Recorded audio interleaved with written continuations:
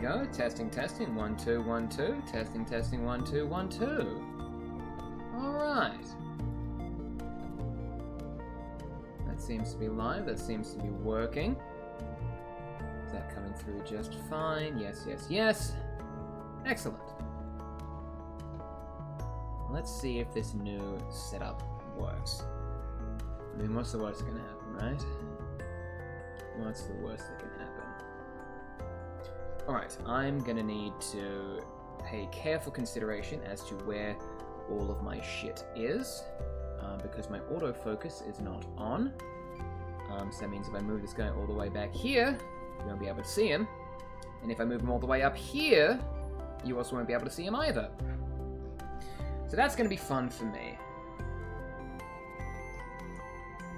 Hello, hello! Hi, hi, Axel the Walker and Sneck. What's poppin'? How you doing? Let's see, is that... Just resizing my windows a little bit, because of course I do all this stuff live. Because why wouldn't I, honestly?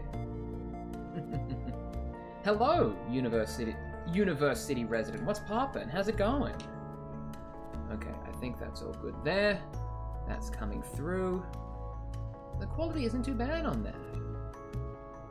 I'm enjoying that. Nice, nice. Hello, hoodie guy. It's always a pleasure to see you too.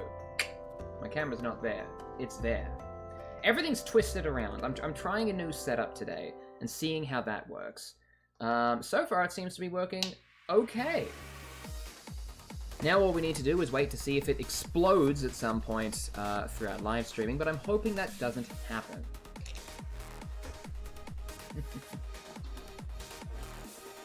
My name is Axel, not Alex. You know what? That's absolutely true. I can't read very well. I mean, I can in the grand scheme of things. I'm just kind of stupid and unobservant. But hey, that's why you love me. Loving the multi-angle setup. I'm loving it too. I realized that I had a full-on, like, high-definition webcam just sitting in my closet that I wasn't using. So I decided to use that because I had it, and I owned it, and I wasn't using it. Which seemed like a smart thing to do. The outfit is giving. Thank you, Axel. I like this shirt. Unfortunately, it does have a button missing, so I can't not wear it, and I can't wear it without being a little thotty. So I apologize for that, because it doesn't button up all the way. I cannot be modest with this, but you know, you pair it with a nice necklace, and like that's all good. I bought this necklace at a castle. I'll have you know. Not a real one, I'm sure. You know, one of those, like, medieval castle places that you can go to like, you know, learn about medieval history and stuff like that. I'm sure it was a castle I'm sure it was a real castle at some point, but now it's kind of a tourist trap that sells you necklaces that cost 2 cents to make and you buy for $5. But I did it anyway.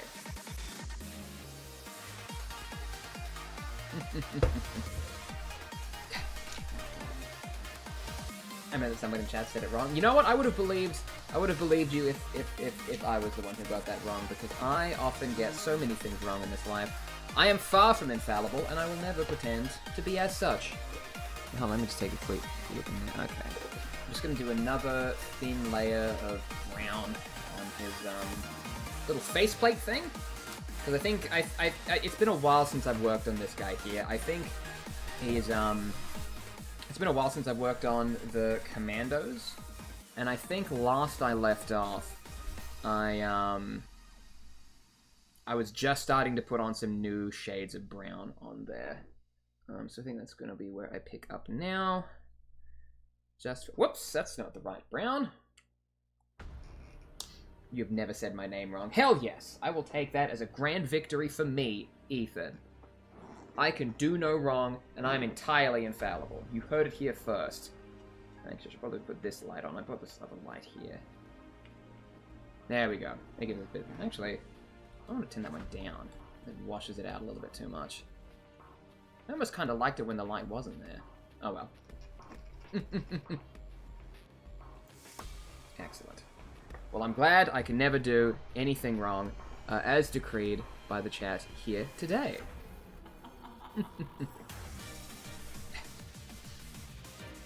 Yeah, Snack was mad if you got beat to the first comment.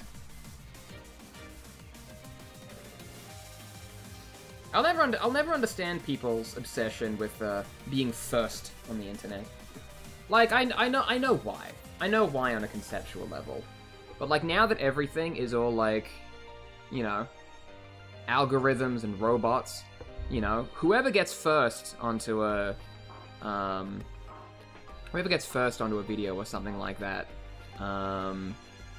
you know, nobody has any control over that anymore. Who does or doesn't see what you do is, it's just a big old gamble these days. Let's see. Now, I'm realizing that with my painting set up here, I'm gonna have to do some weird things to keep things in, like... I'm painting in a very unorthodox method right now, because, like, right now I'm sort of, like, hooking my arm around to, like, paint up underneath this guy's face. Which I know is very non-standard, but I also want to keep him in the camera as much as possible so that everybody can see what I'm doing. That's important, I find. I just got to make sure he's on camera as much as possible.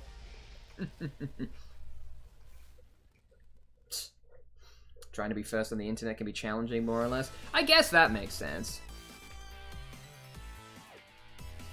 You know, like back in my day, when I was an internet youngster, you know, being first on the internet meant something. You know what I mean? It was like you were there early. You were like first to hit the. You were first to find the video, first to hit the ground running. You were seeing something before anyone else did. Now nobody chooses when they see content on the internet. I certainly don't choose when I see content on the internet.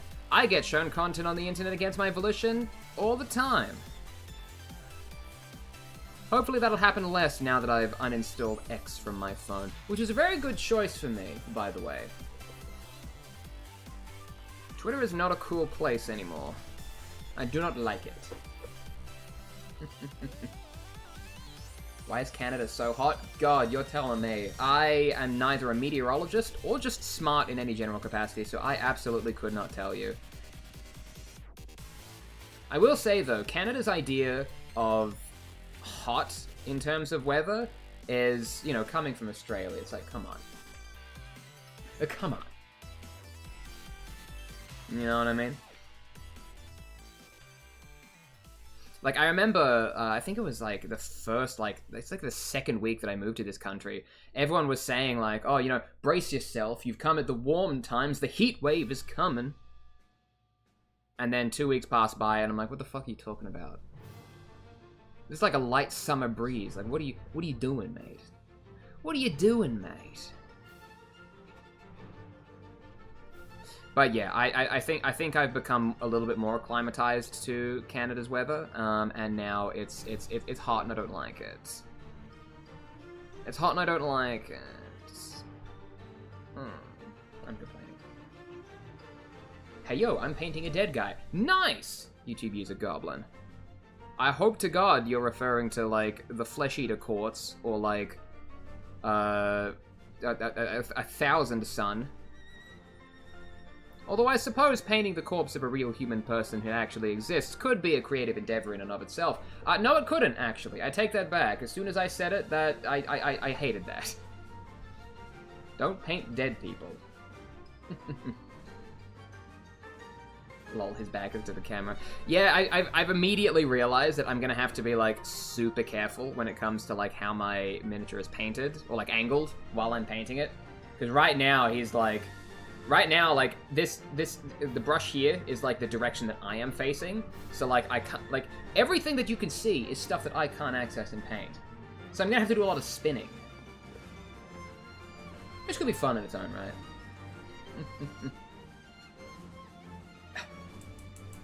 From this angle, you kind of look like Umbridge from Harry Potter. How dare you? Mods, time this man out for 2,000 hours. No. How? Yeah, I'm good, YouTube user The Warsmith. It's been a pretty chill day for me. I've got a bit of extra free time on my hands, so I thought I'd just open up a bit of a chill stream so I could do some painting and finally get some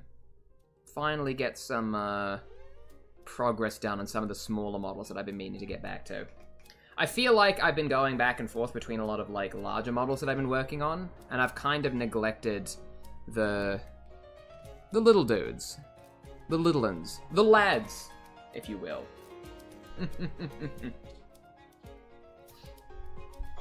You started sneakily. Yeah, I was just trying to be chill, you know. I'm just out here. I go live when I please.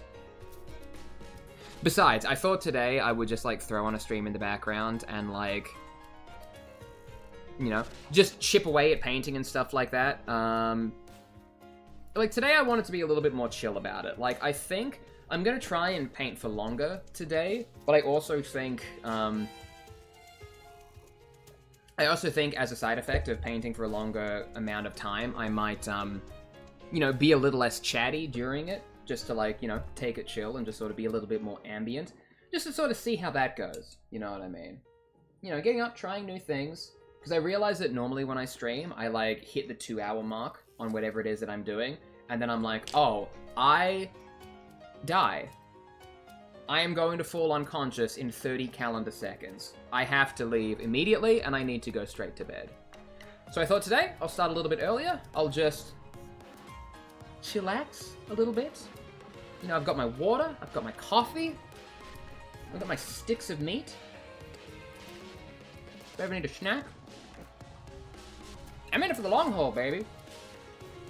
I might also crap out after 2 hours, knowing me. Who knows? Hello! More of Mo. I'm well. How are you? How are you?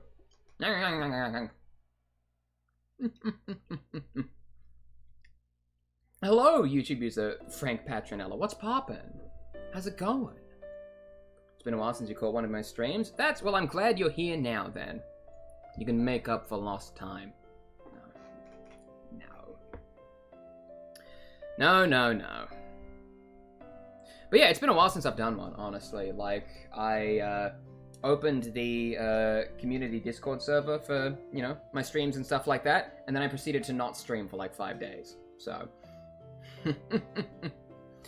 that sounds exactly like something I would have done, and that is exactly something that I did do.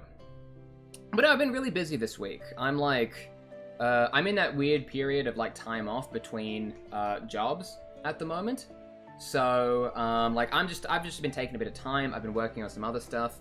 I've been working on recording my audiobook. You might have seen some of the shorts that I've been posting about that. You know what I mean? So, I've been, yeah, working on the book that I'm working on, recording an audiobook version of it. And yeah, if you haven't seen that, go check out some of my latest shorts.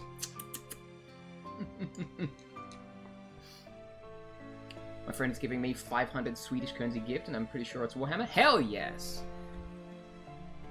See, one of my favorite things about getting into Warhammer is that, now, whenever people need to, like, buy me things... Okay, hold on, maybe I should rephrase that so I don't sound like a fucking asshole. Whenever it's, like, birthdays or Christmas for me, people can just, like, buy me Warhammer. Because normally, I'm, like, a really difficult person to buy presents for, I've been told. Like, people will straight up ask me, like, yo, tell me what you want, because I don't know who you are as a person, and I don't know what to get you. And then I'm just sort of sitting there going, like, you know, I don't really need anything. Like, I don't want anything. Just to do whatever, you know? Like, I'll be happy with it that way. You know what I mean? And then people will say, like, hey, that's the most annoying thing in the world. Please, just fucking tell me what you want so I don't have to think about it. But now I can just say, it's like, yeah, just give me Warhammer. Just give me Warhammer. And it makes things so much easier for people, and I get cool toys that I like to play with.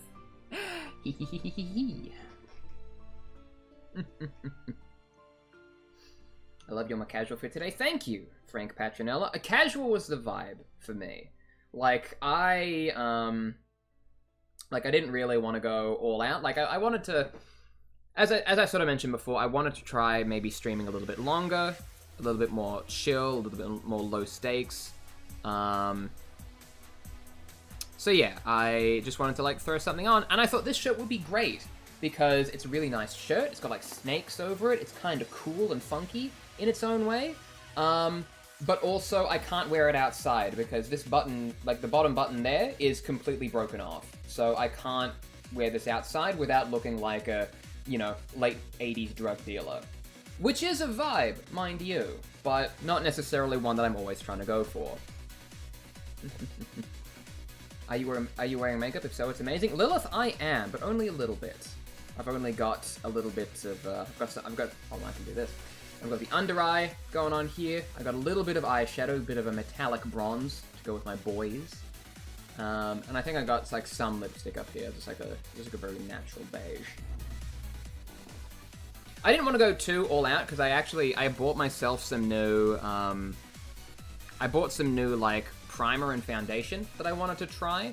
Well, I say wanted to try. I ran out of the other shit, so I needed to buy more. Capital, capital, capital. Yeah, I was like, you know, I don't want to like plan to do anything too fancy today because if I try this new stuff that I got and it sucks and is garbage, I'm going to be very disappointed. But it seemed to work fine, which I was very happy about. Have you checked out the Warhammer Fantasy Asks? The Warhammer Fantasy Orcs? I found that the Fantasy AOS range is funner to paint. I have seen them. Like, I normally go to my local Warhammer store to pick stuff up. Like the Warhammer store. Not a store that sells Warhammer. You know what I mean? But, like, I normally go to my local Warhammer store, and they have all of the, like, classic fantasy stuff, because that's their, like, big thing right now. And yeah, I think they look pretty funky, but, like, I like the Orcs of 40k. Like, they hold a special place in my heart. But you know what? I'm sure I'll paint some of the fantasy Sigmarian ones someday. Knowing me. Hello, YouTube user Styx. I like how you say my name in all capitals. It makes me feel important and loud.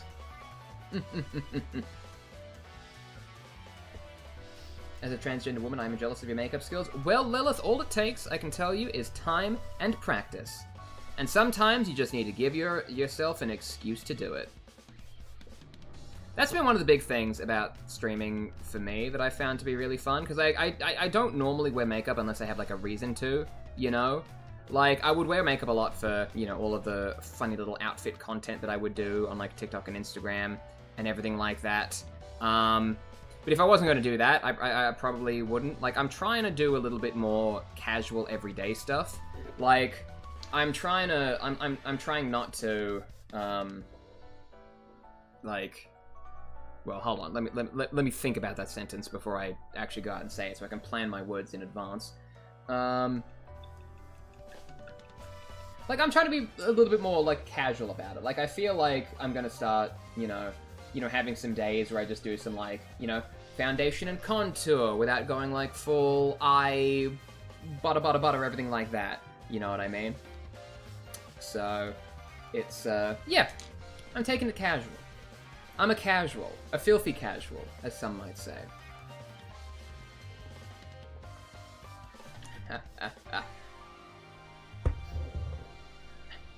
If you were selling illegal substances, I would probably take a gander at your goods. Well, thank you, Ghoulie Gub Gub. I'm reporting you to the police immediately.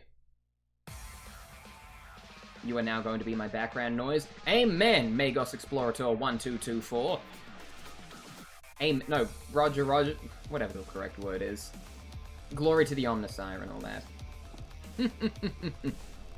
Chat topic of the day. Do you prefer reading fiction in first person or third person? Apparently young book readers hate third person writing. I did see posts about that, which I think is very strange and also a little bit crazy. Which one's third person? That's you. That's like you. That's yeah. Third person, like a third person shooter. I know how words work.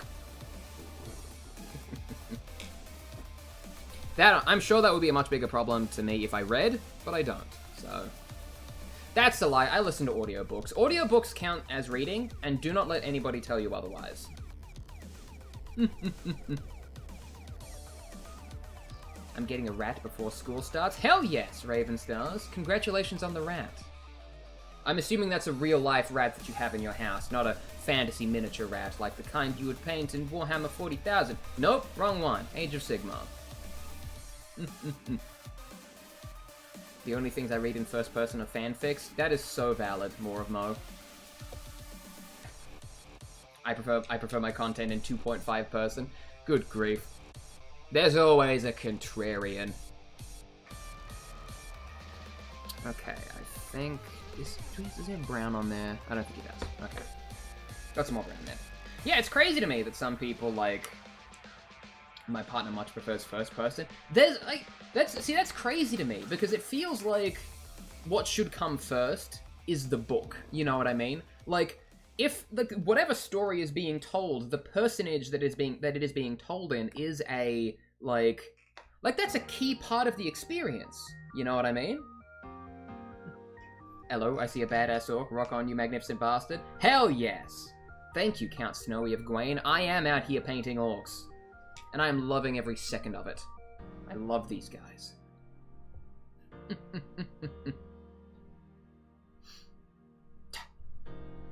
Important question, tea or coffee? Rockstar energy drink. No.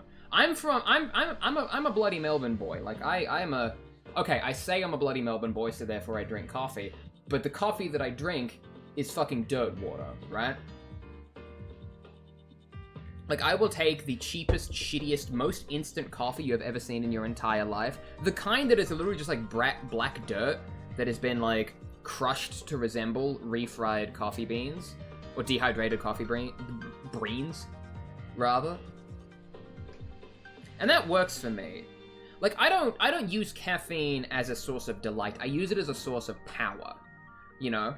I actually, a little while ago, I bought, like, caffeine tablets, like caffeine pills, and like those will do fine for me. Like if I was unable to have a coffee for a day, or like if I didn't want to spend like the fucking $5 that it takes, that is way too thick paint, good lord.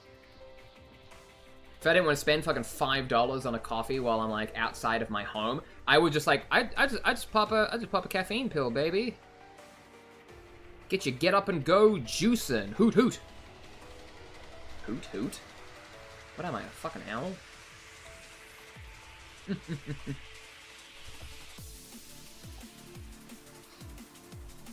If the gift I'm getting is Warhammer, I know exactly how it's gonna paint. Hell yes. Nice. It's probably gonna be a starter set. Starter sets aren't bad to get, Axel the Walker. Like, honestly, like starter sets just have like good value to like hook you in. You know what I mean? I mean, even a lot of the, like, added value, like, big boxes that you can get, they're basically starter sets by any other name. You know? I mean, mostly they come with models rather than, like, paints and stuff, but you can never have too many paints.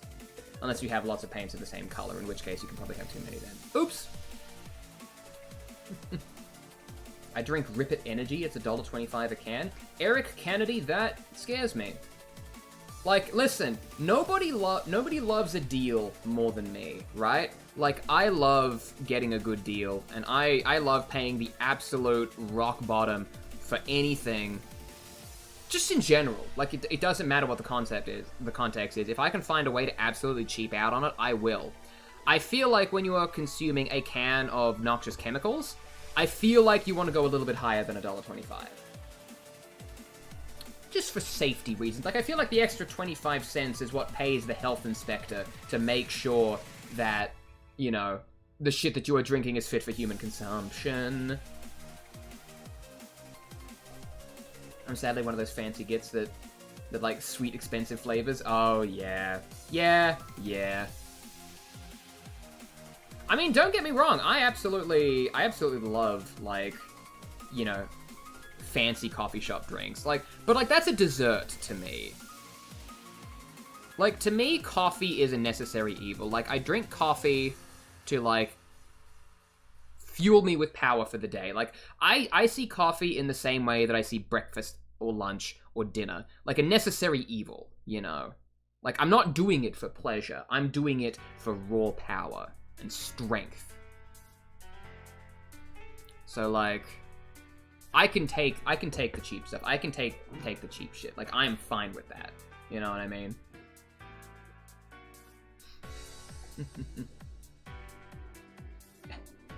Hope you make some more content, and thank you for the point of inspiration. No worries, Magos Explorator. I'm making content all the time. Whether or not it's content that anybody wants to see is an entirely different matter. But you know what? This world is wide and vast. I'm sure somebody out there likes my little ramblings.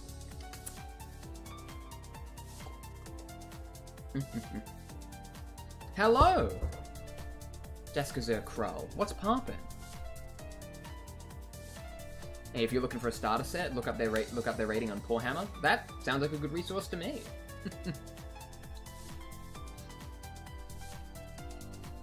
My 11B buddies in the army got me hooked on the cheap energy drinks. Oh, good grief.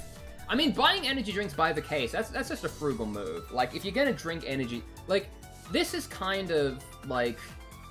One of the hard facts about the world is that, like, buying things in bulk is literally, like, the cheapest way to go about stuff, but it's also, like, more expensive by default. Like, I am the kind of person who will buy, like, 5 kilograms of self-raising flour for one recipe that he wants to cook. Because that means that I have self-raising flour for literally any other time that I could possibly need it. You know what I mean? And it'll be, like, 50 cents cheaper overall. Still counts. I chose you over one of my favorite YouTubers' streams. Or Raven Stars, does that not make me your favorite YouTuber? Think about it.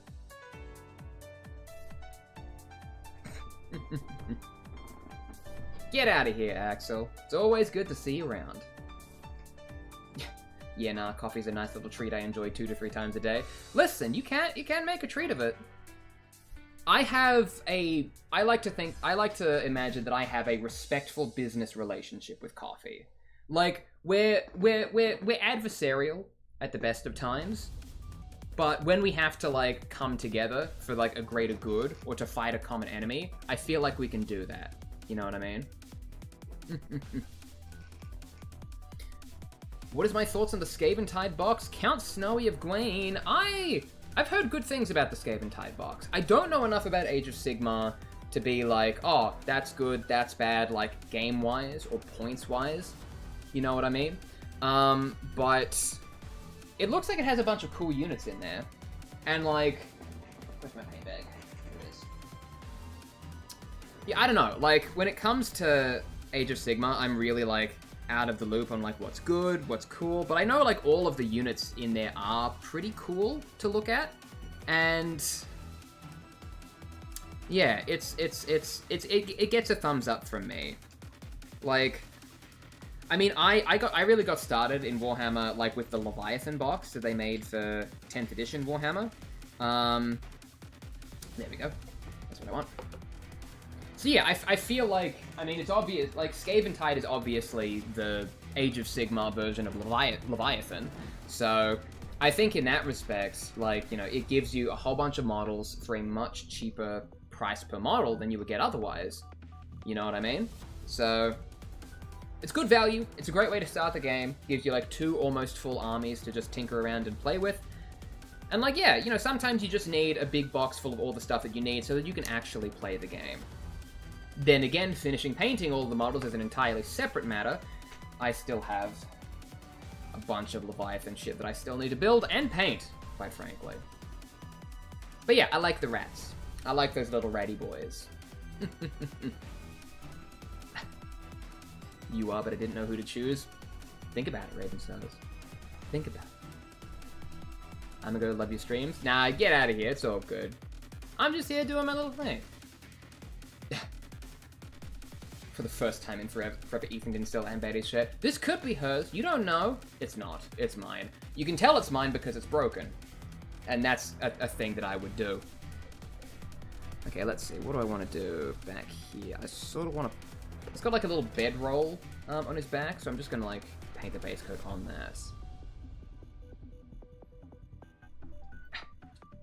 Guess who's never played a League of Legends or related games and fell down a rabbit hole? Oh boy, Ignis Rex. That game will get you. I mean, I think it's possible to be a League of Legends lore enjoyer. Like, League of Legends is one of those games that has been going on, like, for so long. you know, and it's just had so much like lore and like characters and like all these events over like the fucking 20 years that it's been active. Of course it's gonna have like cool stories and like cool characters and everything like that. They've had time to perfect it. Also, Arcane came out, and that's like the greatest television program on TV, so you know. They got new fans, they got new blood. Is this Wii Fit music? No, a YouTube user, Ambaddy. This is... Actually, I don't know. It's automatic. It started auto-playing something. I was listening to the soundtrack for the hit visual novel video game, Higurashi, or something like that. But then it started auto-playing a bunch of other stuff, so... I should probably not let my Spotify autoplay while I'm on YouTube because content ID and everything like that.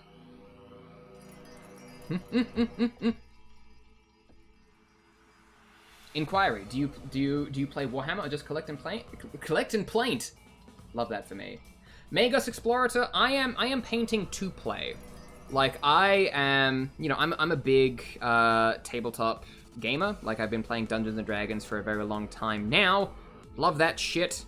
I know Warhammer and Dungeons and Dragons are two very different things, but I like D&D from a like crunchy mechanical sense. So to me, Warhammer is kind of like playing a D&D game that is all combat, and you're controlling like 17 different guys at once, instead of just one individual player character. So I do want to play Warhammer, but in order to do that, I need to have at least 1,000 points worth of guys. You know what I mean? So I'm getting there. It would also help me if I was actually able to finish a bunch of the guys that I have to paint. So that's really what I'm trying to do. This big fucking axe like keeps blocking the camera and like whatever I'm trying to be painting. Like I'm trying to, like I invested in the dual camera setup so that, you know, people could see what I'm doing. But then immediately, like, the anatomy of the model completely blocks it out, which is exactly my luck, honestly. First time joining your streams? Hello, Beaten by Cop. Oh. Love your channel. Good use out of your makeup tutorial. Well, thank you very much. I'm glad that my content is of use to people. You know what I mean? How do you do your nails? Kind of curious for yourself? Well, YouTube user, I just use nail polish. Although right now, I actually don't have any nail polish on. I actually took off my nail polish because it was getting, like, chipped and I wanted to start fresh. And I simply have not gotten off my ass to reapply the coat. Although, actually, the reason I haven't gotten off my ass to reapply the coat on my nails is because I want to get some new colors, because the ones I have are cheap or empty. Like, there's really no way to go. There's really no other way to go about it, you know what I mean?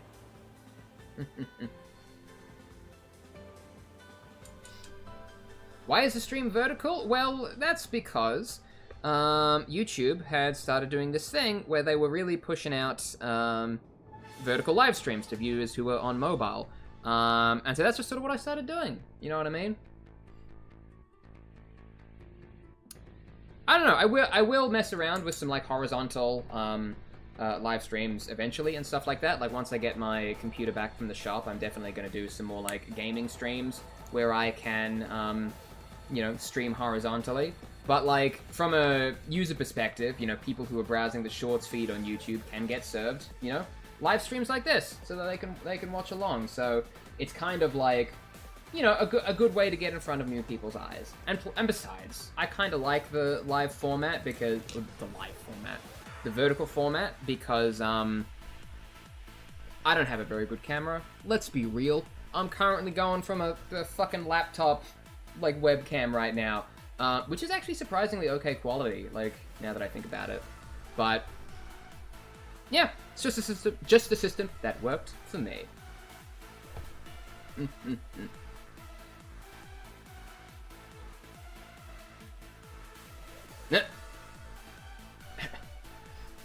Hit someone by accident. Whoops. I didn't get a notification. That's okay, Stygian. I just went live for the heck of it anyway. I was just like, you know what? I'm just gonna press a button and go live because I feel like it. It's Thursday, and that's what I'm here for.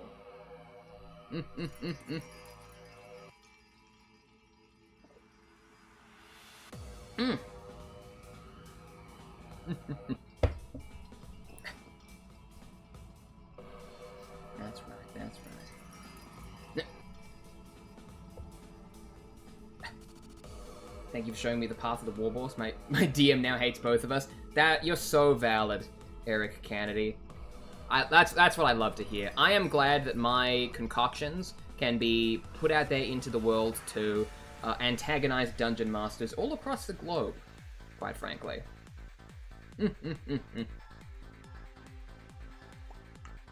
I gotta finish like the couple of other D&D homebrew stuff that I've got going on.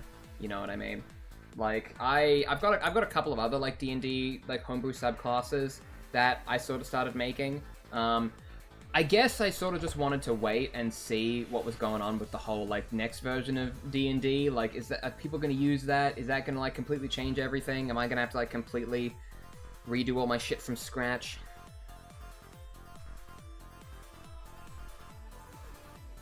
I mean, it's very fortunate timing that like when I finally get a D&D game off the ground and running since moving to Canada, literally like a week later, the new player's handbook dropped for D&D. So I'm like, great, well now do I need to like do everything again from scratch? Am I gonna have to relearn the game all over again? Ugh, it's so hard to be a gamer.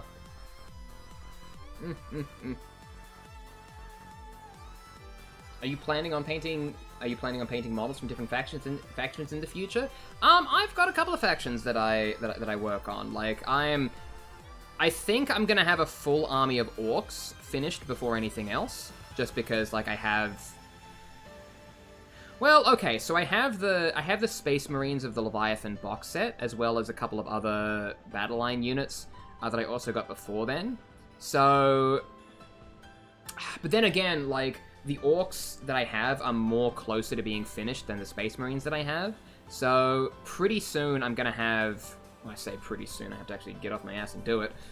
Eventually, I'm gonna have a full army of orcs, at least 1,000 points, and a full army of Space Marines as well.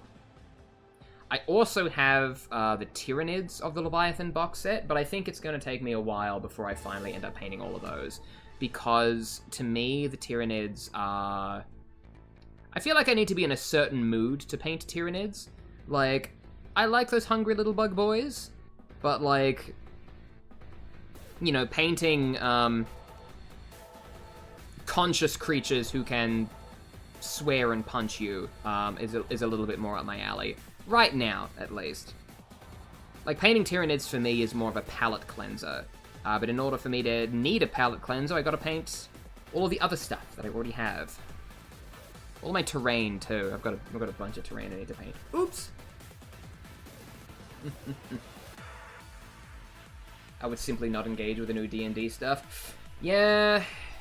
Well, see, like, to me, the way that I think about it is that, like, I sort of look at D&D, both as a player and as somebody who, like, creates homebrew content for D&D. So, like, if the new version of D&D is what everybody starts gravitating towards, then obviously, like, I feel like I will need to sort of look at it and, you know, see how people are using it, see if, like, that's something that I'm going to need to take into consideration when I do future homebrews. But if people also just, by and large, just forget about it, or just, like, don't choose to use it, then... I don't know. Like, I really don't know what the community is going to think, because I feel like with the new version of D&D, there isn't a lot of new stuff there, but all of the stuff that they are adding to the newer version of D&D is stuff that is like, it's like a balance update. It's like, you know, D&D 1.2, you know. They've added fucking new weapon mechanics to the game, which is like, okay, is it revolutionary? No. Is it a little bit cleaner and nicer? Yes. So I really don't know whether that's gonna like have a lot of uptick within the D&D community. I still need to wait and see.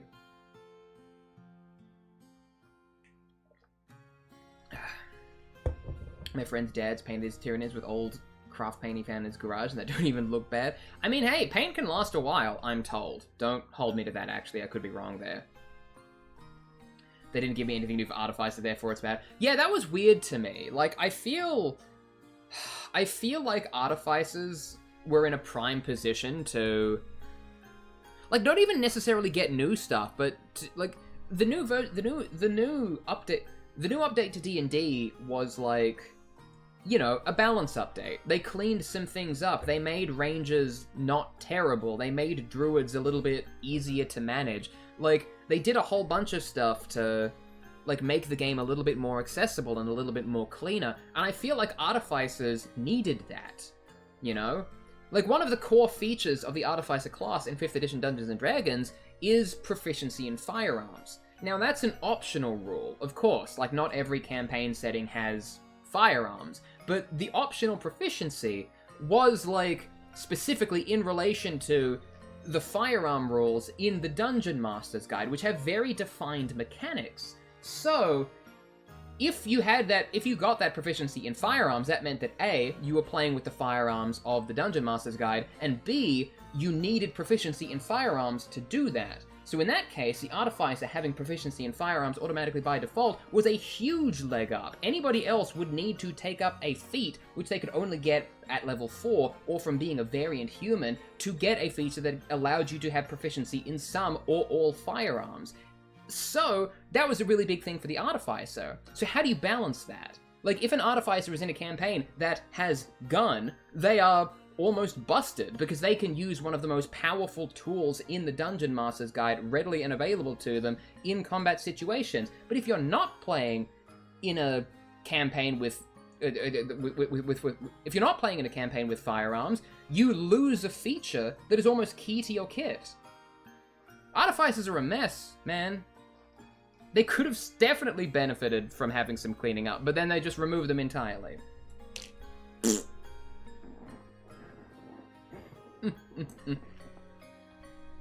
Anyway, that's me yelling about Artificers and Dungeons & Dragons.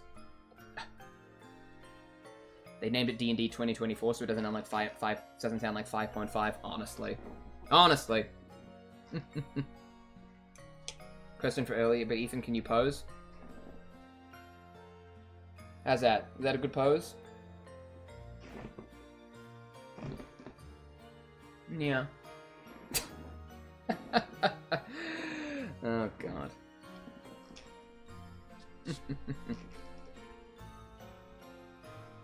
Rust makes a huge difference. My entire Adeptus Mechanicus army is Dark Admech. Hell yes! After Rust, they look perfectly corrupted. I think I've mentioned this before, but I'm in two minds about, like, rust and corrosion effects on minis. Like, I love them conceptually, but I don't think I'd ever want to do them for my own minis. Like, for me, the enjoyment that I get from painting is like, oh, I'm doing, like, a nice, clean-cut lad right now. Like, that's what I like, you know what I mean?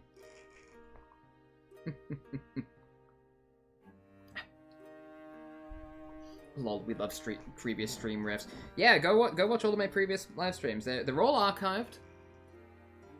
You don't have to do that. What paint? Oh god. I came in here to get a paint, and I don't know which one it was. Actually, I don't think I need a new paint yet. I think I've got all the paints that I need out here. I've still got a bunch of things that I need to paint Balthazar gold. Dark Admech, brother. I feel like the Dark Admech doesn't get a lot of love. I couldn't actually tell you what the Dark Admech look like. Like, have they ever got any models or anything like that? Like, I've heard them spoken about conceptually, but never, like, actually. I guess do they fall under Chaos Space Marines? I don't know. I don't know.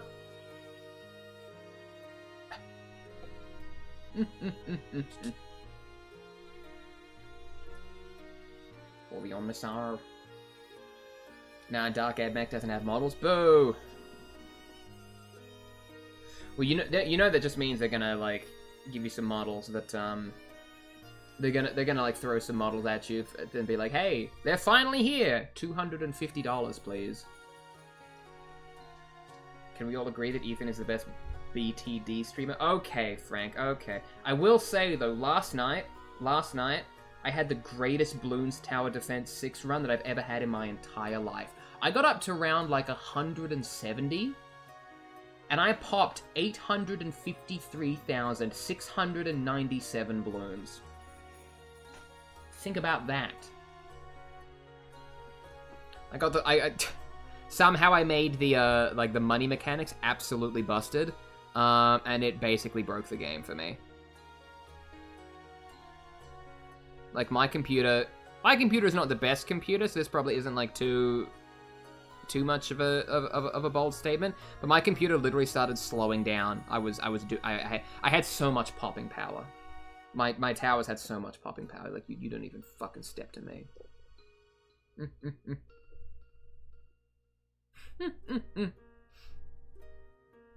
My DM let me play as a grung. I heart narcissism. I love that for you.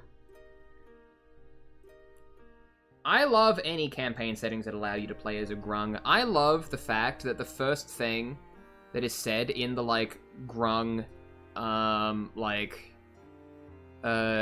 species descriptor in D&D, like, in the actual, like, grung expansion, that gives you access to the grung race, they're like, hey, don't do this. This race in D&D is not sanctioned for competitive play, and it is only here for fun and games.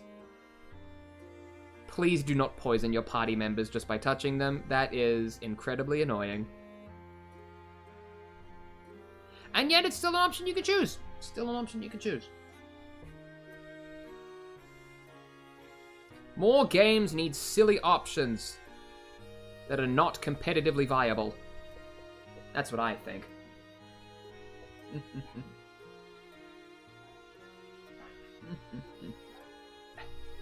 I'll have to sell my second kidney for the Dark Admech army. Listen, don't give them any ideas. They will take you up on that. If they ever come out with a Dark Admech army, it'll just be a standard model range with some extra bits. Oh, God. It's true, but you shouldn't say it. Like, let the people believe. Let them have hope. Don't dash those hopes and strip it away from them.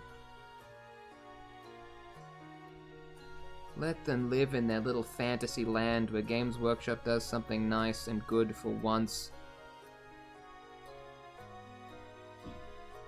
But people keep buying them, so, you know, they can do whatever the fuck they want. I am not immune to this. I am not immune to this. I buy the official Games Workshop models because I like the little canon boys. I like the boys that are canon.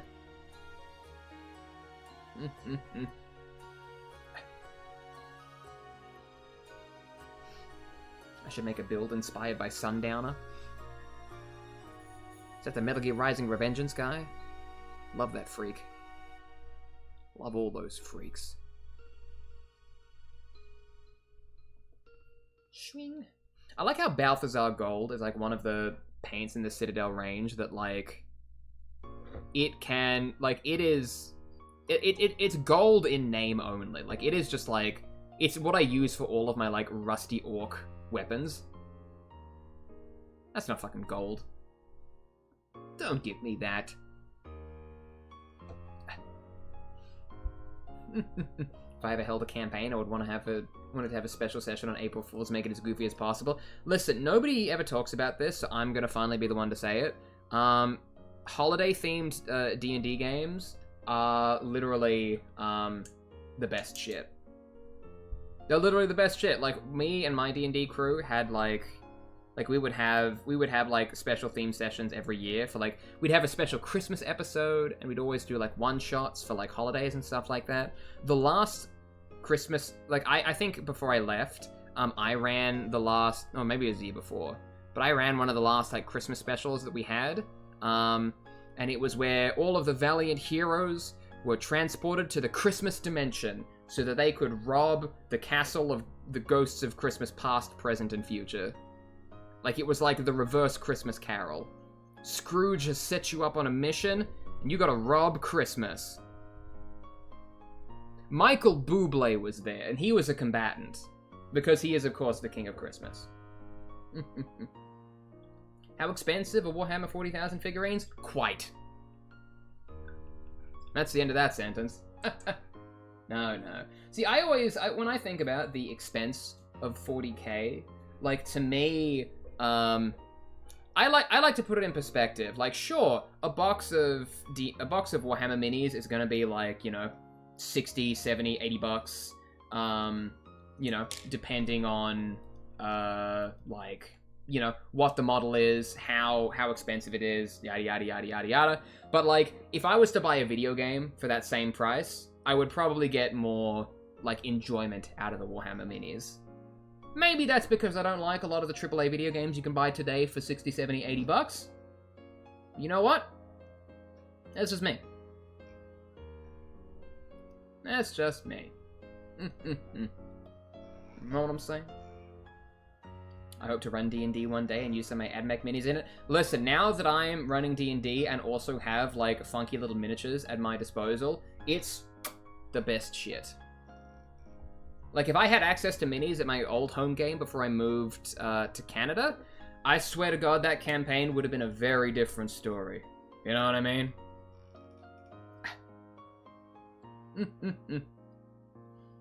Shit, I left my computer only to scroll back on mobile. Oh, Goblin, you're so valid. I've had enough of big screen. Time to look at small screen. I can't tell you how many times I fucking do that.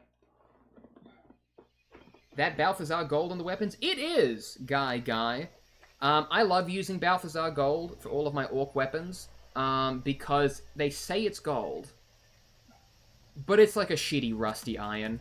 Like, we can all acknowledge that, right? Hello, YouTube user Willow. What's poppin'? I like the fact that my name is written in all capitals. It makes me feel important.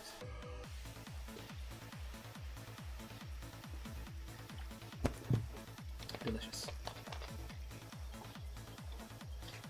Is Am Betty here? She comes in and out. She says hello when she needs to. Alicia says, hello, Ethan. Well, tell Alicia I said hi. With a big thumbs up. Specifically this one.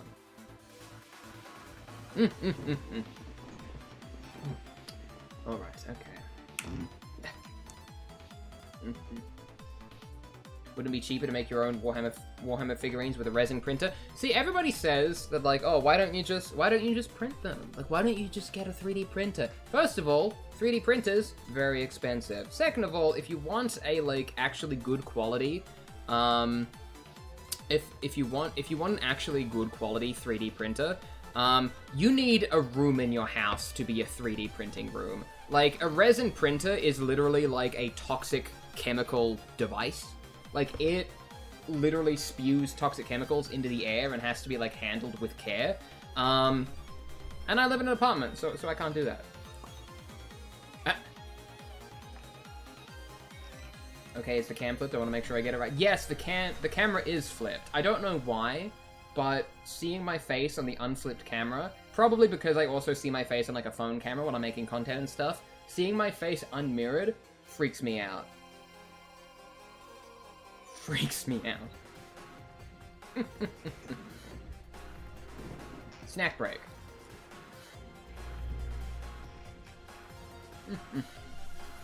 Oh god, that was way chewier than I thought.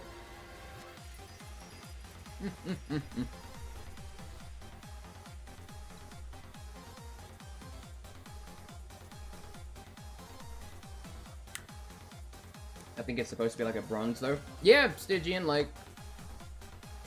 I mean, you say that it's supposed to be a bronze, but it says gold on the box. Well, that's mirrored, so that's not gonna tell you. But it says gold. Actually, it looks more like it says golf there. Ethan, I ate one of your glue bottles, I'm sorry. No, I need those to glue together my little men. My little boys. There are probably 3D printer supremacists who refuse to buy anything from the manufacturers only to print their own. Yeah, there are people out that like that, but that's always odd to me because, like, 3D printing is like, it's an inherently creative thing to do. Like, you need to have a lot of like technical and creative skills to like manage a 3D printer. Like, it's not just, you know, ooh, I'm gonna download this file and like pop it in and like boom, I've got all the minis I could ever want.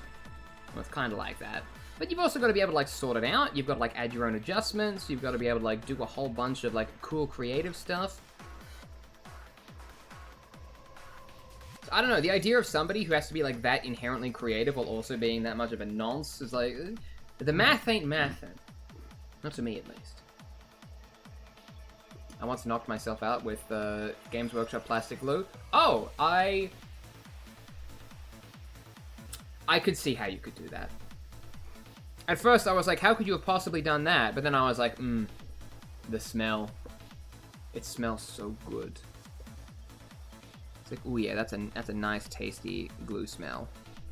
Wow, I thinned that down way too much. It's absolutely not showing up on the model. Ethan, I love your necklace. Where did you get it? Thank you, Willow. I bought this at Cryal Castle, which is a castle you can go to Melbourne, Australia. And I bought it for significantly more money than it cost to produce. And if you think to yourself, well, I can't go, well, damn, I'm never going to be able to buy that necklace because I'm never going to be in a castle in Australia. Do not despair. It's a cheap, shitty, like... You can probably buy them online from China for like 2 cents. But I paid full price premium for it because it's a memory of my day at the castle with all of my friends. Like the time that I accidentally enrolled in a potion making class, which was a children's entertainment experience meant for 4-year-olds. That was probably the worst day of my life. Good God. You ever tried any other paint companies? I was thinking of shifting to using Army Painter stuff since it's getting cheaper and it's better from what I've heard. I mean, I have heard very good things about Army Painter. Like, I mean, I mostly use, like, I'm not against using any other paint companies. Like, I mostly use Citadel because it's what I have. Yeah, I mostly use Citadel because it's the paint that I have access to. And also, like, I also do a lot of painting at my local, like, Warhammer store. Like, I physically go into the Warhammer store to, like, get some, you know, social interaction time and talk with the other nerds that also live there. So, like, whenever I need to pick up a new paint, like, I usually just buy the Games Workshop paint because I'm at the Games Workshop and I can buy the Games Workshop paint, like, super quick, cheaply and easily. You know what I mean? I gotta go. Get out of here, Willow. I will never gatekeep. I'll gatekeep sometimes. You know what I mean? I only gatekeep when I can't remember where I got a particular thing from, and I don't want to sound like a fool. So, if you ever ask me where I get something from, and I, like, don't respond to the comment, or I miss the message, there's a 50% chance that I simply don't remember where I got said shit, or there's a 50% chance that I just neglected to see the comment because I'm very bad at keeping up with that.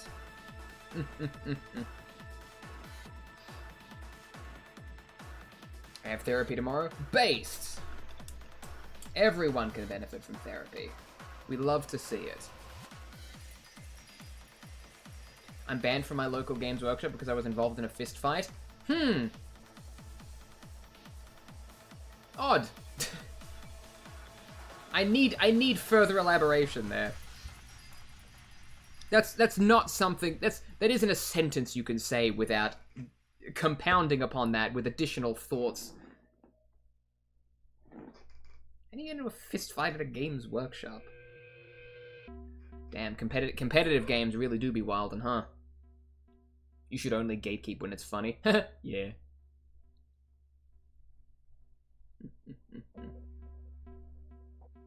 Going back to my Leagues OC, here's a bounty hunter. He has a nickname, the Hammer. We stand the Hammer. I love it when a fictional character's name is also just a title. Like, their first name is not the, and their surname is not Hammer, but they are the Hammer. I'm probably not spoken like that, but you pick up what I'm putting down. And once again, I have watered my paint down too much, and it is simply not going to show the color. Let's trying to make the brown... He's trying to make the little bag on his shoulder pad a little bit more brown, but that's absolutely not shelf going to. Get out of here, Frank. It's good to have you around.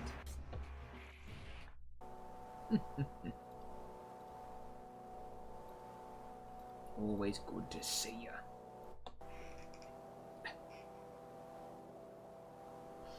I would go to therapy, but I'd most likely just end up info dumping about my interests. I mean, hey, that's therapy in its own right, isn't it? That still counts. That's a kind of therapy. Info dumping is a therapy. The closest Warhammer store to me is like an hour and a half, so I've been buying from third-party hobbies. I mean, third-party hobby stores is like the way to go, honestly.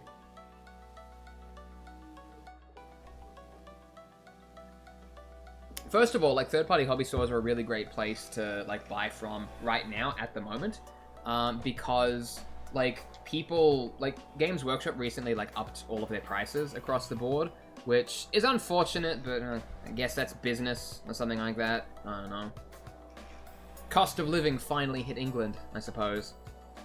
But a lot of the local hobby stores that I've seen, like, still have their prices set, because obviously, like, you know, they purchase the products for a certain amount, and so they could, like, you know, like, they, you know, so they don't need to up their prices or anything like that. So most local hobby stores that aren't Games Workshops, like, they still have their prices that are more or less locked. So I've got a couple of sets that I'm eyeing on at my local hobby store.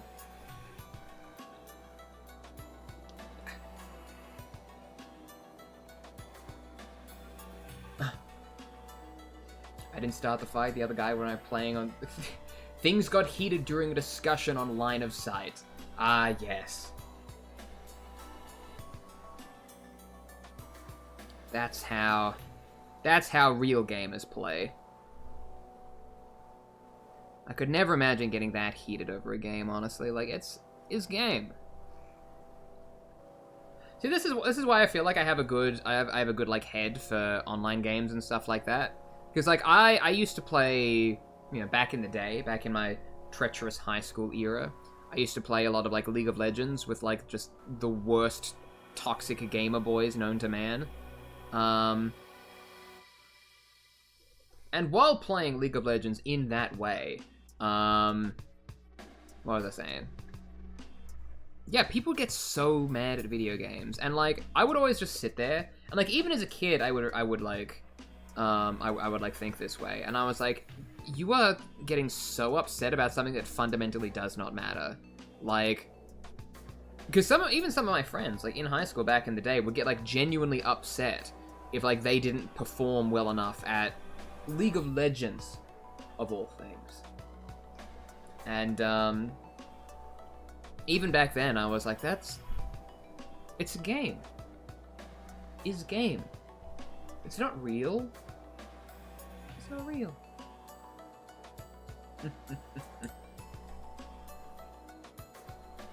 Anyway, made me chill as fuck to lose games with in Overwatch, which is good, because I lost many of them. I found a local mini printer in Melbourne. Hell yes! Is that like a service that they provide? It's awesome. I gotta check them out sometime. I'm just gonna come back from my trip to Melbourne, just with like a bunch of 3D printed minis. My suitcase is going to be comically oversized and full of them. Do you have any pirated or illegal items to declare? Well, a few, perhaps? I don't know.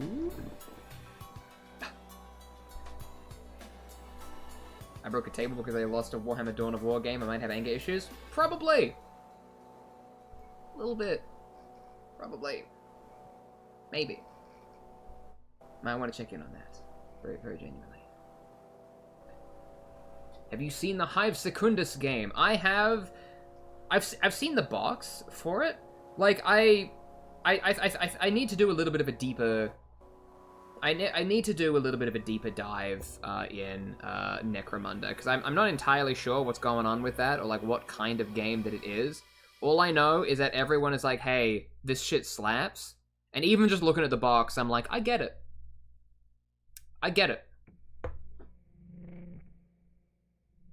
So yeah, I feel like me doing a little bit of research into Necromunda will just make me a Necromunda fan, and that's something that I'm scared of, quite frankly. Did you ever go to the Dungeon of Magic in the Royal Arcade? I did not go to the Dungeon of... Wait, no, yes I did. That's the place where they sold like, that was like, there was like a card shop, right? Where you could buy like really super rare Magic cards in Melbourne. I think I did go to that one time, unless I'm absolutely hallucinating someplace that did not exist.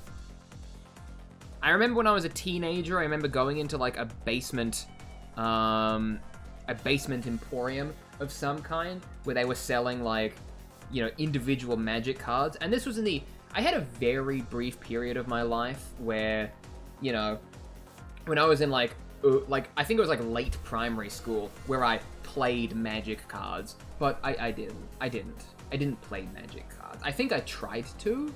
Like I had some of my like older brothers like offshoot decks, but whatever I was doing was not playing Magic cards.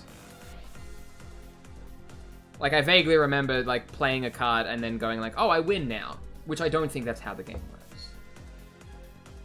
TCG and TTRPG stuff, that's the one. Oh, hell yes. Yeah, I have vague memories of it from, like, when I was, like, God, not even a teenager. Like, I was straight up a child. And I remember going in there when I was, like, very, very, very young and being like, why do they have Magic cards that are, like, individually wrapped that you buy for, like, $5 each? Are people stupid?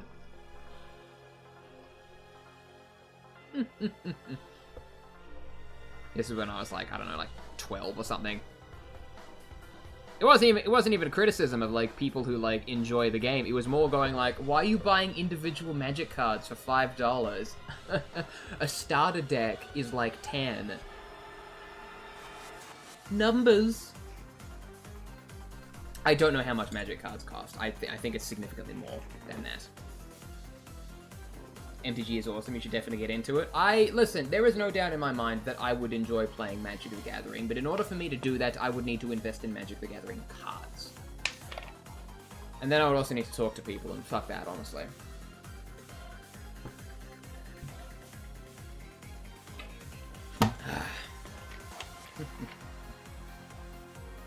By the way, do you have any pets? You seem like a cat person. That's very funny. I am a cat person.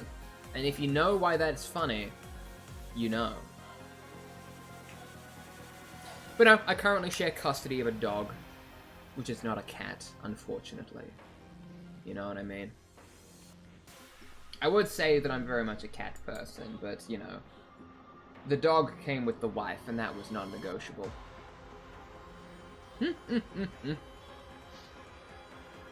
Not that that would be a deal breaker, I don't think. Well, if it was, then that would be a concern. Wizards of the Coast really did invent gacha games with cardboard.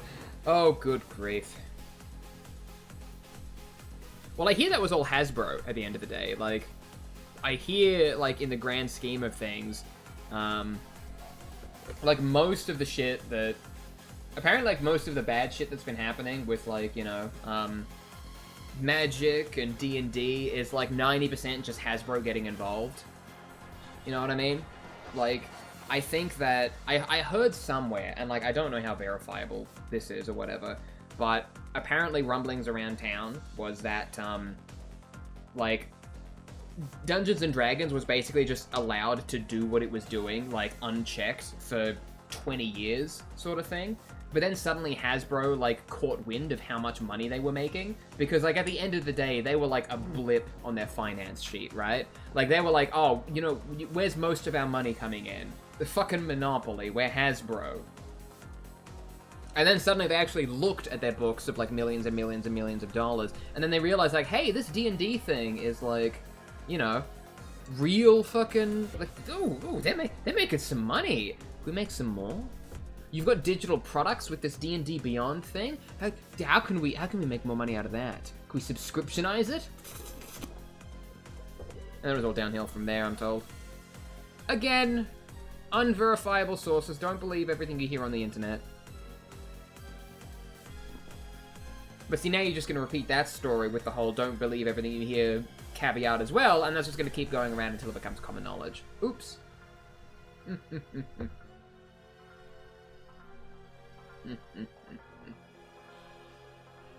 Yeah.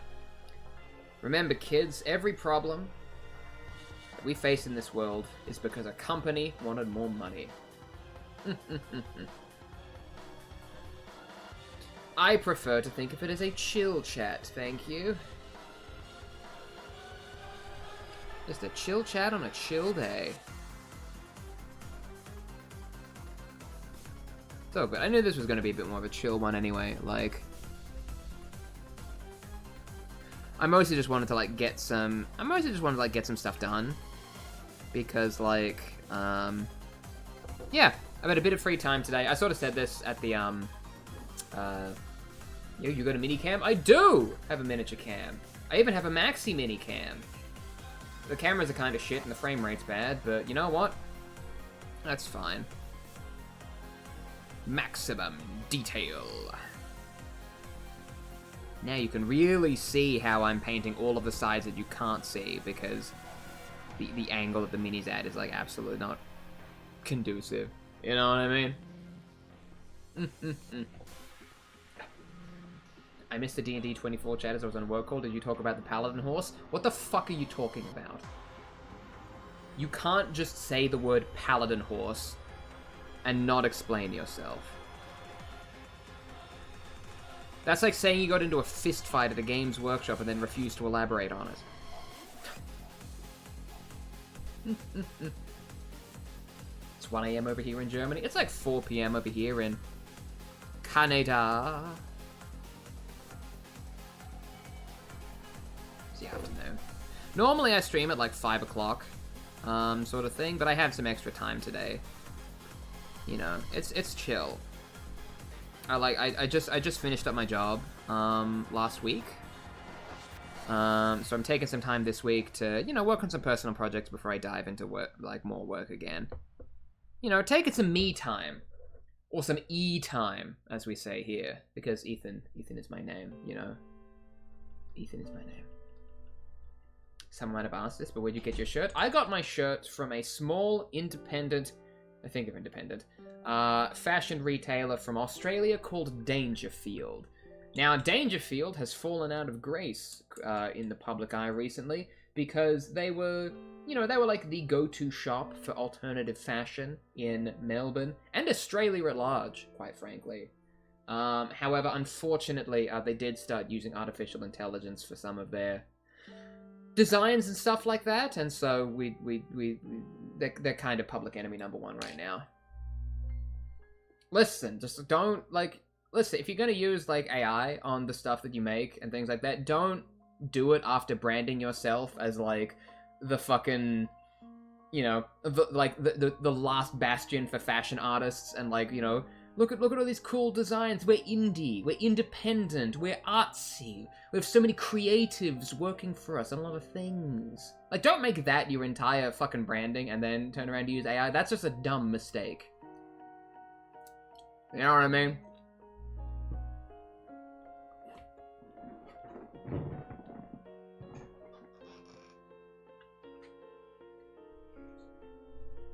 The Games Workshop manager told me a guy once threw a metal dreadnought. Jesus Christ. Dreadnoughts are big. That's just a lump of metal you can pip at someone's head. Evil. Don't get into fights over tabletop games. Don't get into fights over video games. Don't fight over games. Games are fun.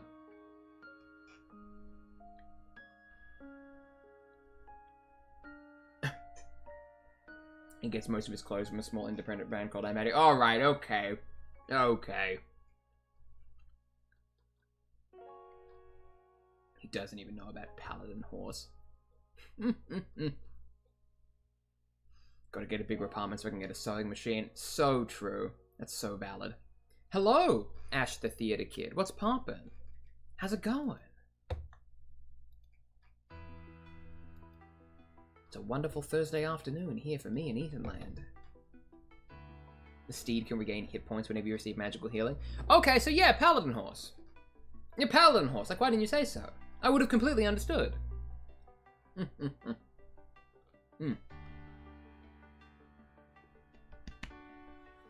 Okay. What do I need? What do I still need to paint on this guy? Get a bit of a zoom in. Okay, I've got some like brown on his skin that I can clean up. Yeah, I might just give him a quick wash with some extra like Death Guard green.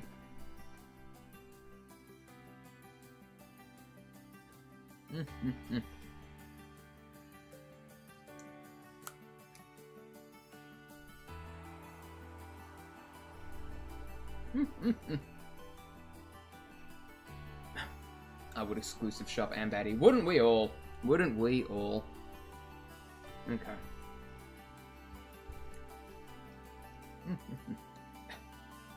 I'm so tired. School is hell. School is hell, quite frankly. I still remember my days of going through uni. Actually, that wasn't so bad. Like, I know a lot of people complain about uni, but like, I think I don't know. I wasn't doing one of the hard degrees. I was just doing fucking advertising. Which is hard in its own way, but it was like something that, you know, that I had some proficiency in. I could talk to people. Get out of here, Ignis Rex. It's always good to have you around.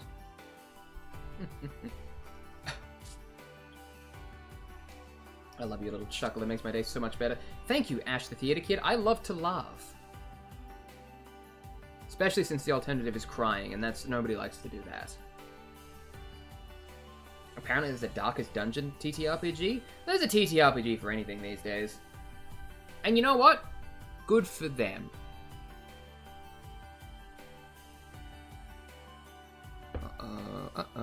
Wait, no, I'm good. I'm good. I thought my green was like melding in with the browns from like that just hadn't been washed out from my brush. But then I realized it was just the lighting. Crisis averted. Yeah, I never understand. Like, one of the things I don't really get is like why so many brands are trying to like do TTRPGs of their own right now. Because like I get that D&D is like the big thing, right? Like I understand that D&D is like the biggest game in the world and what have you, and like everyone like, oh, Critical Role is such a big success. But I almost feel like making your own TTRPG like isn't really the best thing to do, you know what I mean?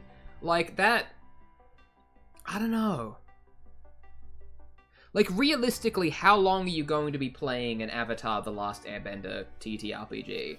Like how long are you going to keep playing an Adventure Time TTRPG? Like I feel like you'll do that for, you know, a couple of sessions maybe as like a novelty before going back to the thing that you actually like, sort of thing.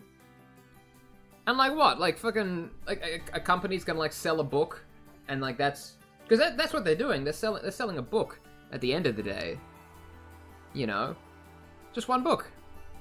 You can't get incremental value out of that. You're not gonna you can't sell DLC for a book unless you're Dungeons and Dragons, because you're already the biggest one on the fucking planet.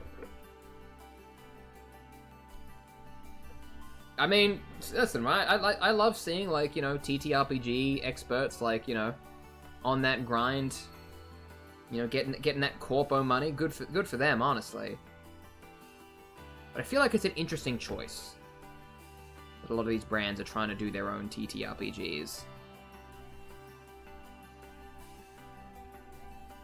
Like, I feel like D&D is, like, open enough, and it also has, like, the brand recognition for being the first one, that they can sort of get away with it. But, I don't know. Old man yells at cloud. If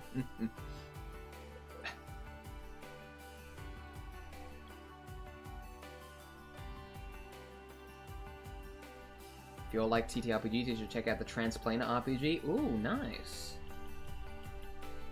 We love indie RPGs in this house. I say right as I rag on like corpo RPGs. I'm making a tabletop skirmish game. The fact that I can summarize the lore as a bunch of fat laughers fighting over some rich guy's pocket change. I mean, hey, the elevator pitch is the most important thing. That's why the that's why the main description of Warhammer 40k is like, it is the future, there is only war. Like, it's simple. It gets to the point.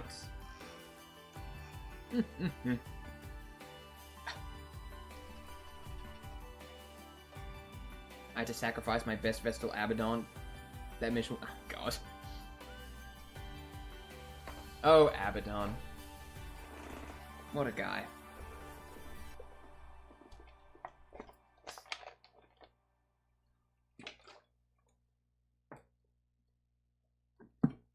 I know it's probably weird to drink straight from the bottle, but there was only, like, it's fucking mouthful in here, you know what I mean?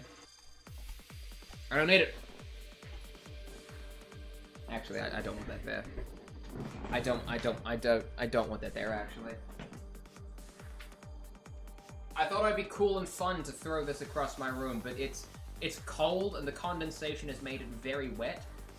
I don't want this creating damp spots on my furniture that I will have to explain to somebody. I do that enough as it is. Hey Ethan, mad respect to you, lad. Thank you, YouTube user LTake. I was very nervous to see a username like that addressing me by name. But what you said instead was very nice. Constantly putting yourself out there in the hobby community and doing old-fashioned too. It is rad. I agree. It's rad to have multiple hobbies and interests. Oops. Well, no, I knocked that. I knew that was gonna happen. My webcam is literally like sitting on a cup right now. It's not a good situation. It's not a good situation. Good God. Yo, I'm writing a book and need cool monster ideas with a twist. Got any ideas you'd like to see for something in a book about elemental weapons hunting monsters? Make it a spider, but instead of having 8 legs, it only has 2. Like, everything is the same way about it, but it is a biped spider. A bider. Boom! It's gonna sell 50 more billion copies. And that's terrifying, and I hate that concept I've just put forward. Spiders are scary enough as it is. If you have them, like, if you have them on 2 legs requiring, like, humanoid ambulation to get to me, that upsets me greatly. Okay, I think I'm gonna use some bath alcohol. I forgot that was my name, the map. I love it when people... See, one of my favorite things about the internet is that, like, you create a username when you're, like, 12 or 13 or whenever you create your accounts, and then you're stuck with it for the rest of your life. And I think that's beautiful. Joe Biden.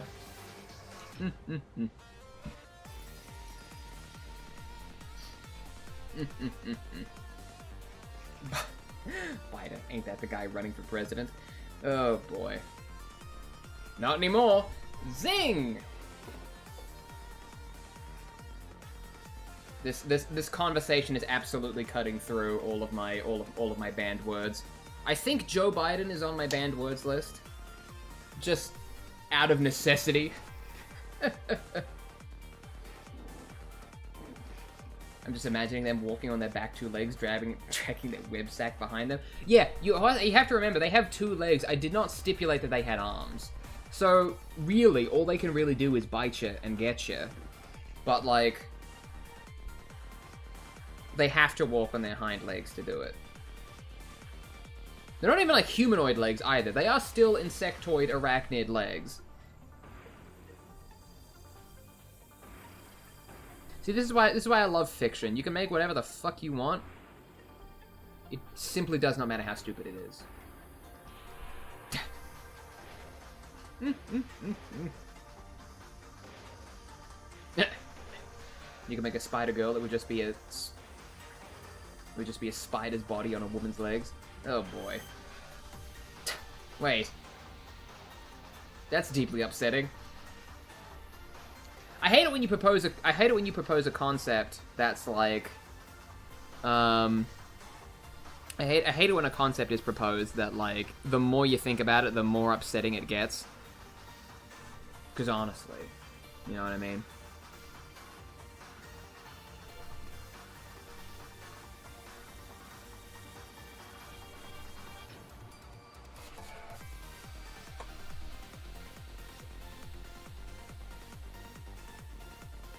Alright. Let's see. How am I going to do the bullets on his back here? I feel like a lot of his bullets have like... Oh, it's not centered at all. You have no idea what I'm painting, do you? I feel like the easiest way for me to go about these bullets is to just paint everything gold and then paint the band black and like go over that again.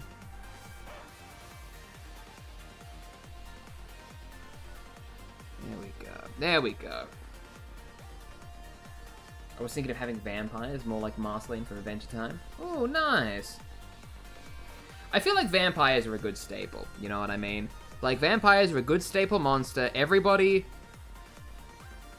kind of knows what they're about, and it also means you can riff on them easier. Like, sure, everybody knows what vampires are at a surface level, but that also means you can be, like, relatively interesting with it and go, like, these are vampires, but... Like, these are vampires, but instead of drinking blood, they drink Monster Energy drink. Or brains. Well, that's just a zombie, actually, now that I think about it. I've just reverse engineered zombies. Because what is a zombie, if not a vampire that needs brains instead of blood? I love this conversation dissolving into arachnid body horror. I have mixed feelings on it. Most of them good. Some of them weird.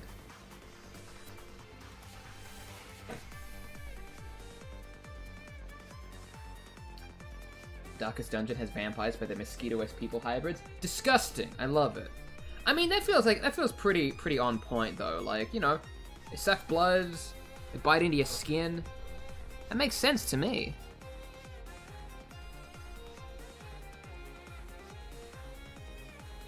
It makes sense to me.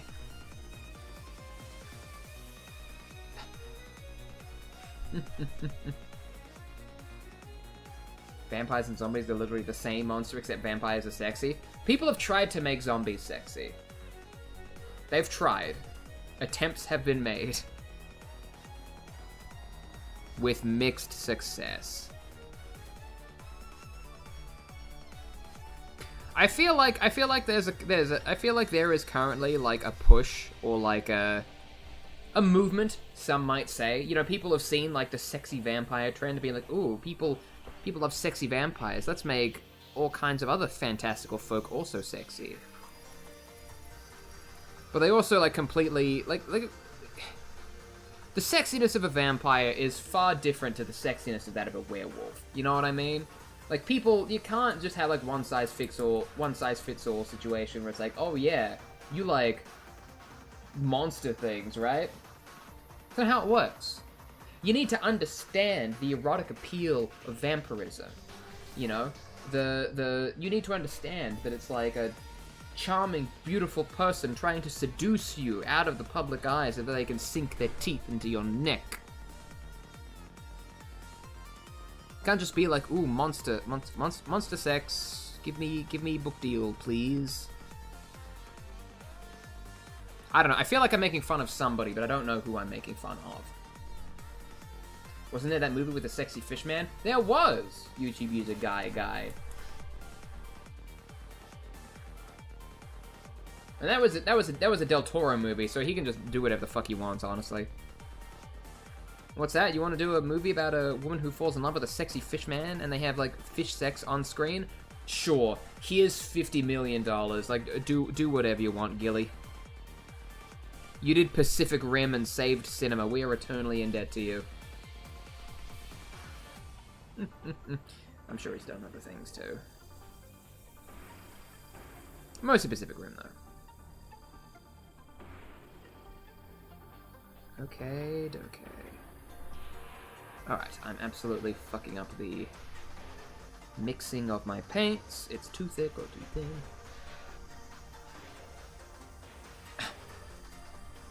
Ethan is literally a metaphor. Oh, it's literally a metaphor for the dangers of female sexuality. I thought you were saying I was literally a metaphor for the dangers of female sexuality, and I was concerned because I didn't know what that meant.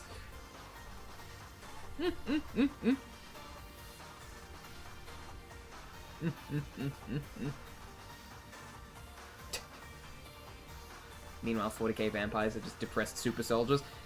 There's vampires in this game. There's vampires now.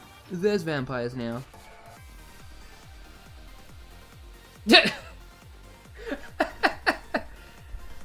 Okay, all right. Sorry, chat. I've got to take a quick break. I've got to take a quick Ambaddy related break. Because apparently there is a spider in her room, and I have to go and deal with that. Wait, no, it's a fly? Never mind. I'm good. Oh my god.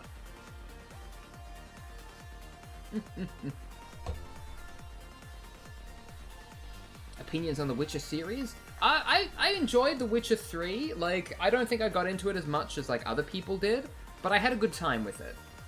I never finished it. I'm sure I would go back and finish it. I sort of stopped playing it after hearing about how life at CD Projekt Red was not great. But yeah, like I played a bunch of The Witcher 3. I just never got around to finishing the job, so to speak. But yeah, I was having fun with it, and I'm sure I would have more fun with it if I like continued to play the game. But I felt like I sort of fell off like really like story-rich games like that. You know what I mean? Like what do you call it? Like as I sort of got older and started more moving into the real world, I sort of found it harder to like devote myself to really like story-rich games. And so like now I mostly play games that I can play for like 20 minutes or, oh god, just knocking my camera all over the place. But now I find myself playing games that I can play for like 20 minutes and then like never touch again. You see, but you say, okay, I say that, but then I'm like, okay, I'm gonna play 20 minutes of Balloons Tower Defense. And then I end up playing that like for an hour. Because I'm goated at the game. And my runs last super long because I never die. Because I have the monkey that gives you money. And I get a lot of monkey banks. And so I get infinite dollars. And so I could just buy all of the cool expensive units and then never die. Because I'm goated.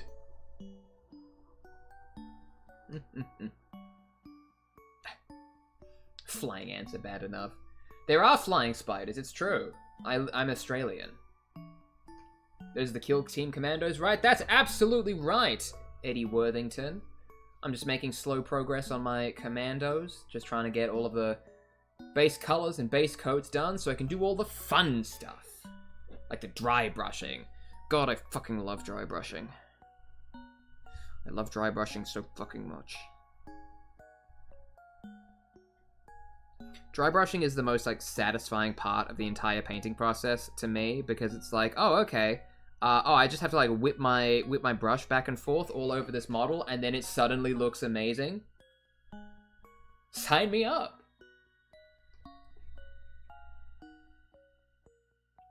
But yeah, I guess recently I've been painting a lot more of my what do you call them? My more epic units, so to speak. Like I've been working on like the Space Marines of the Leviathan set. I just finished my Lieutenant in Phobos armor, although I painted in black, so that was kind of cheating. Because most of just the base coats and dry brushing, you know what I mean? But yeah, but I wanted to get some of the more like battle line units. I want to give the battle line units some love.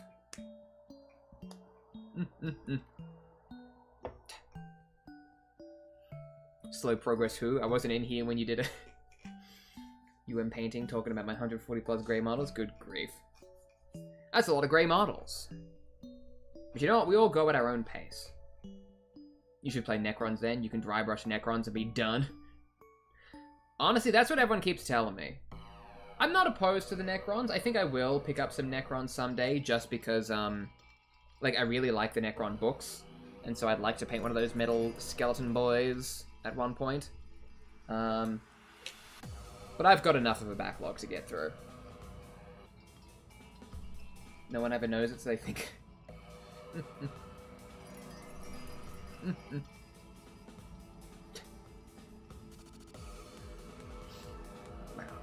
so behind on the chat. What's happening? As far as I'm concerned at all, having a body is horror. I mean, there is truth to that.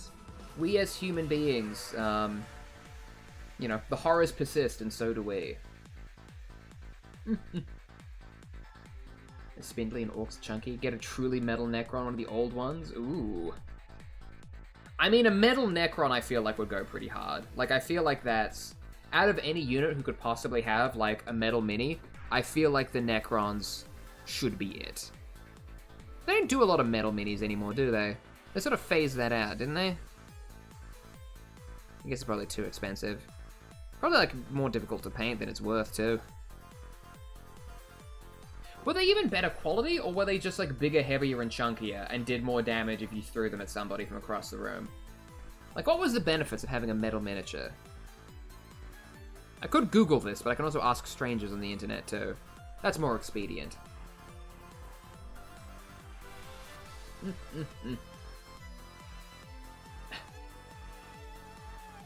Remind yourself that overconfidence is a slow and insidious killer. Poetic! Also terrifying.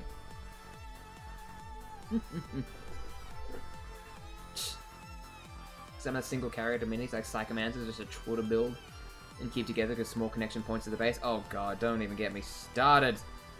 That frustrated me enough with the Tyranids of the Leviathan set. Like, all of them had like 1 foot on the ground, and like the rest of them was just like spindly, kicking up in the air. Like, come on. It's the flimsiness for me that gets me. Like, I just don't trust myself. When there's when I have a mini that has like a really flimsy connection to its base, I'm just like, how am I gonna deal with you? How am I possibly gonna deal with you? Ooh, minicam. That's right, Stomper blocks. I figured this would be a much more convenient way to go about things. Look up Psychomancer, you can immediately see what I mean. Good. I can picture it. Like, even from the vague description that you've given, like, I can see it in my mind's eye. Like, even just, like, there's that Tyranid model that's, like, the big brain with all the tentacles. It's supposed to be, like, a big psychic brain or something, for lack of a better term. Even that's, like, connected to the base, only, like, a bunch of really, like, spindly tentacles, and it's like, how... If I tip you over wrong, you're gonna shatter and die. Is it hard to paint figures? YouTube uses Scratch? It's, well, it all depends. Like, there's ways you can make it easier, you know? Like, it's just a time and a patience thing. Eventually you get the muscle memory for it, and eventually, like, it becomes easier over time. But that can also be said about any creative hobby. Like, the more you do it, the more you practice it, the better you get at it. You know? And sometimes all it takes is a little bit of elbow grease, and a bit of persistence and dedication, and you too could also paint a little green madman who travels across the galaxy killing anything he can find. Speed paints are a big thing, but it's like double the cost. Really? I thought speed paints were like... I thought the speed paint range was like relatively more or less the same price. Oh god, maybe it is. The orc is looking odd. Thank you, Dagoth, Beekeeper. I didn't know where to end the name. But yeah, I've been working on these guys for a little bit. I'm mostly just like, I'm starting to do some of the fun colors now. Like, I feel like when I started painting these guys, it was just again and again and again with the green, with the light brown, green, light brown, green, light brown. But now, I've moved on to the fun colors, like dark brown and shiny brown. Oh, my life is lacking stimulation, clearly.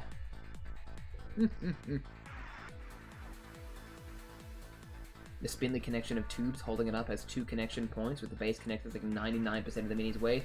That's just a hazard! Like, how are you gonna take that on a plane? That's my question. Like, are you gonna be able... When I buy minis, I think to myself, okay, am I gonna be able to transport this back home? Or, like, to a competition? Or anything like that? Good grief. All right, I think what I'm gonna do, I'm gonna be a little bit of a madman here, and I'm gonna try and. No, I'm not gonna do that. Actually, I'm gonna be a coward. I thought about maybe painting the like skull mask on his face, but I'm gonna do that until later. Like, I'm gonna like get everything else done first, and I'm gonna do that in like the detailing phase, I think. What I am gonna do though is that I am gonna like, he's got a stick of dynamite on his belt, and I think I'm gonna paint that just because I want a bit of color to make him pop.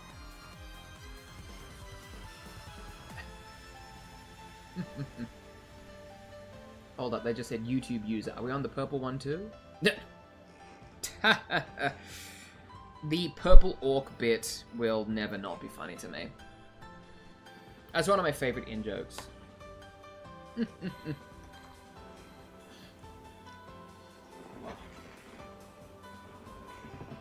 issue of spindly bits that might snap if you sneeze on them seems to mostly be something I've noticed from Games Workshop since AOS. Really? Yeah, I mean, I almost feel like it's a deliberate ploy sometimes. Like, oh, this model that you had, like, snapped at the base? Guess you gotta get a new one.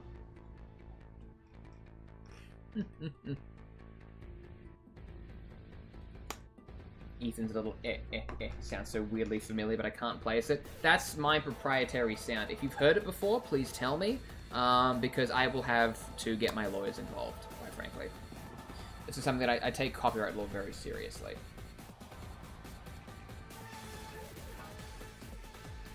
There's a ton of sprue building tutorials for things like dynamite. I mean, I could see that.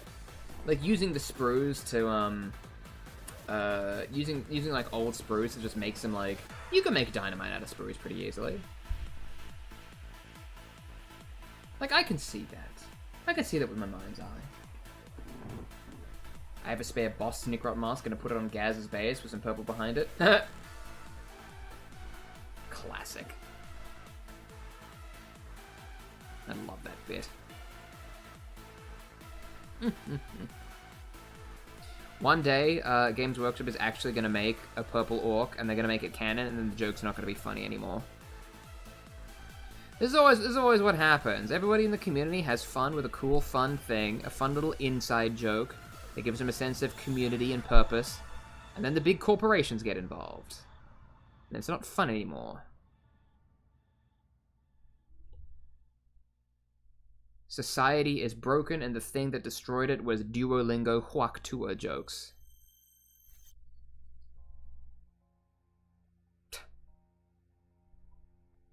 Or like fucking Opera GX on Twitter. Stop trying to give your brands personality. Just let them be brands. Yes, I know you're trying to sell me shit. Just tell me why I should buy it and we can all move on. Ridiculous. The joke's not going to be funny anymore. Even it was never funny. How dare you?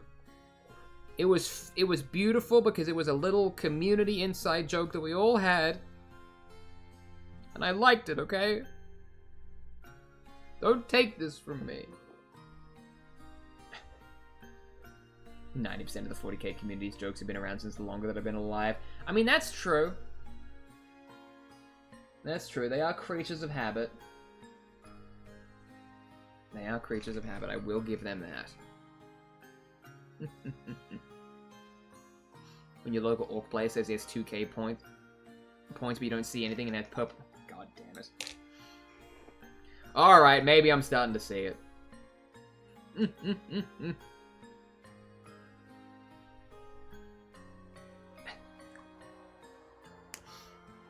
Alright. Dynamite wielding orc seems pretty likely. Yeah, he's got like a stick of dynamite in his belt. For the explosions.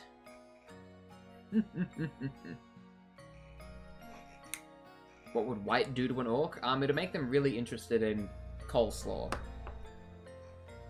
That's nothing.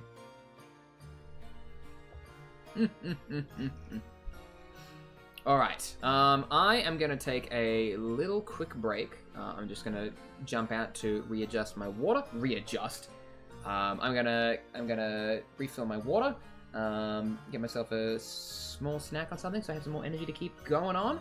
And I will be back in like 5 minutes or so. We'll see you then. I'm starving right now. Mostly it's the thirst, actually. You know, I've been eating salami sticks. Like, I'm good. I'm good for that.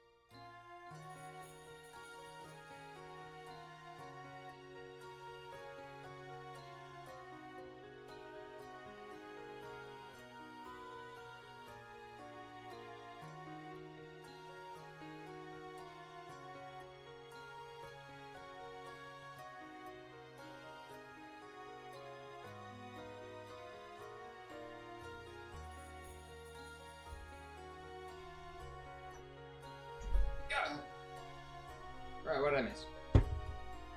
Ow. Okay. Alright.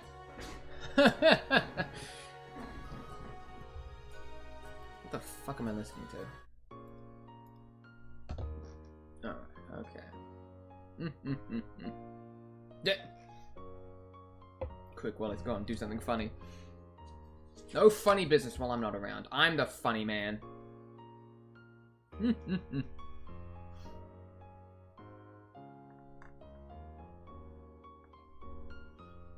Ethan, play the song I sent you on Spotify. I will not do that. Mostly because my Discord isn't open and I can't see things.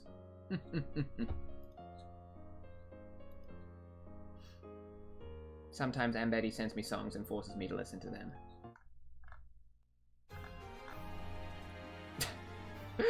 You know I love a good video game soundtrack, it must be said. But what did I miss? What did I miss?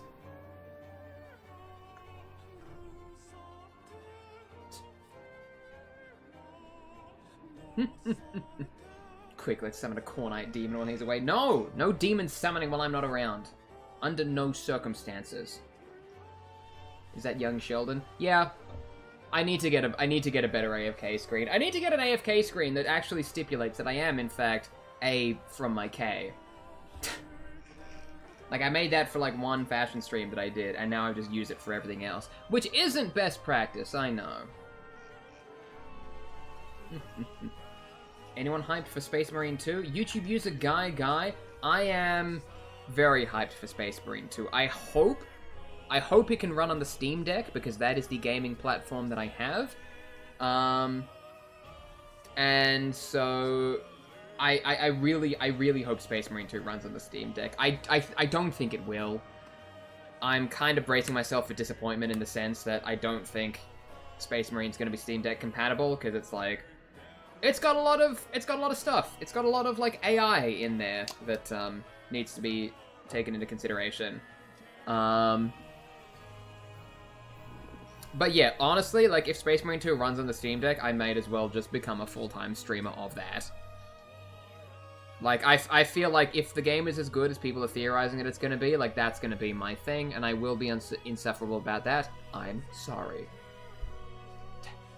The AFK screen is perfect. I'm glad. I'll riot if it's changed. Good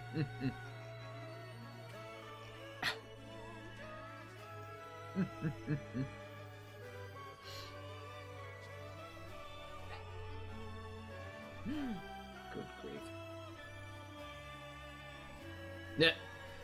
I have no money to give you today, but I absolutely love the new camera layout. Thank you, Jake Lorette. You are never under any obligation to give me money at any point in time. Nobody is, actually. I am eternally honored when people like my work enough to, you know, contribute or give thanks, but I don't do it for the glory. I do it for the Mets. Let's go, baby. Love the Mets. God, that's an old meme. What am I, 30? Maybe. Maybe soon. I don't know.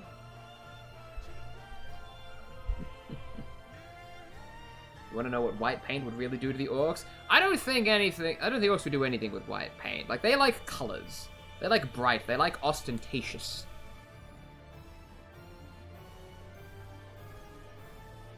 So, by the way, white's not a color. It's technically a shade. Love the Mets, baby. Birthday soon? Almost. I mean, is November soon? I don't know how time works. I'm honestly more sooner planning for my upcoming Australia trip over in August. You know what I mean? August? No, that's way too soon, actually. No, I'm going to be flying back to my home country of Australia back in October. So I can see my family again before the holidays and go to a big video games show, which I like. So honestly, that's sticking out in my mind as a little bit more recent or a little bit closer to my birthday. But you know, this would be my second birthday in Canada this November. Which is fine. I don't really do anything for my birthday. What did I do for my birthday last year? I saw Five Nights at Freddy's. That's exactly what I did. That was a birthday well spent. It's the Chuckler. That's me. I'm the Chuckster. I've never played Super Mario Sunshine, and I never will. You would make everyone forget they exist, like the white skies who have zero law. Zing! Get him. August, you got 2 weeks left. No, I meant October. I'm going in October. Flying back to my home country for a kind of pseudo-holiday. Because flying around the actual holidays, like fucking Christmas time, is ludicrously expensive. And I simply will not do it. Because it's that fucking unreasonable.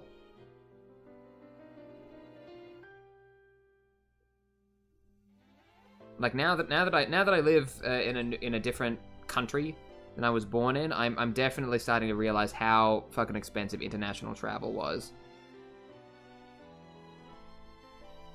It's also making me realize how much I, like, absolutely did not appreciate traveling when I was growing up. Like, when I was growing up, like, we went on a couple of holidays with my family, just to, you know, family holiday places, like, you know, around Australia and stuff like that. I remember when I was young, I was like, this is stupid. I wanna be at home, because that's where the Wii is, and I could play Super Smash Bros. Brawl on the Nintendo Wii, because that's my entire personality as a young teenager. But now that I'm an adult, I'm like, damn. My fucking parents took me to France, and I don't remember shit. I have never had to struggle for anything in my entire life. God. That just means when I'm older, I'll have to start traveling more. I'll have to start traveling on my own dime, on my own volition. Maybe I'll fly all over the place. I'll go to Japan. I'll go to Iceland. I'll bring my dog with me. Make sure he gets to see the world. Or I'll just stay at home fucking painting minis on the internet, because that's what I like to do. That's what I like to do. We shall all wish you a virtual happy birthday. Thank you, see. You are several months too early. But that also makes it more meaningful in a way. I feel cared for. I feel loved. Well, maybe not loved, but you know what I mean. You know what I mean. My family that live around the Melbourne area. Whereabouts you headed? Just Melbourne specifically. I mean, that's my home. That's my home city. Born and raised, baby. I'll be in the city a lot for PAX, which is the big video game convention that they have down there. I've been a volunteer for that for like the last couple of years, and that's like the thing that I do. You know what I mean? Hello, YouTube user Theodosia. What's poppin'? What's the haps? Primo has seen Canada, and he's traveled a little bit. You know, he's seen Canada, he's seen America. He's also been all over America specifically. And as we know, different states in America are like different states in America are basically different countries, you know what I mean? Finally, someone pronounced it right today. Listen, I know, I read ancient old-timey names. I know what's up. I know what's good.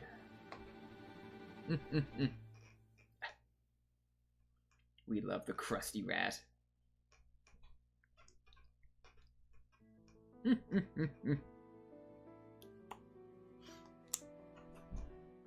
I'll see if he wants to come visit. Does he want to come visit?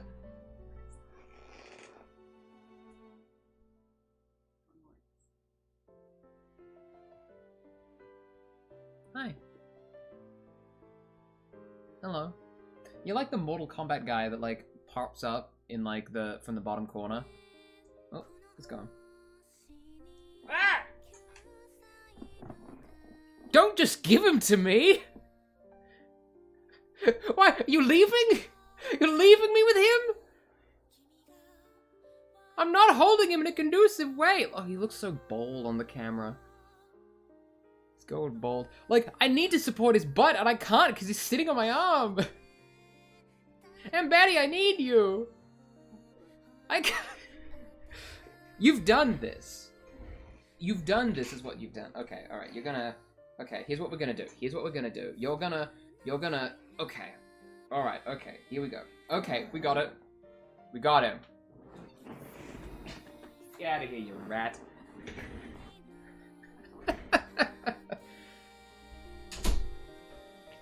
Why does he smell like that?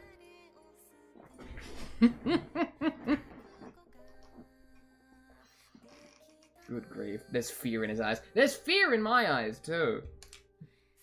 I never know what to do. It's like holding a baby. Everyone's like, here, just hold him, it'll be fine. No, you've got to hold them a very specific way or they fucking explode. Not the messy floor. Do not look at what's going on back there now.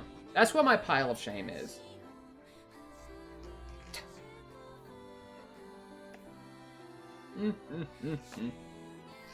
We love Primo. We love Primo in this house. He is a delight to behold, even if he is old and cranky and smells weird all the time. He does smell weird. What the dog doing? Okay. Alright. Fuck, what am I doing? Anytime I get a miraculous Primo visit, it immediately makes me realize, like, what's happening?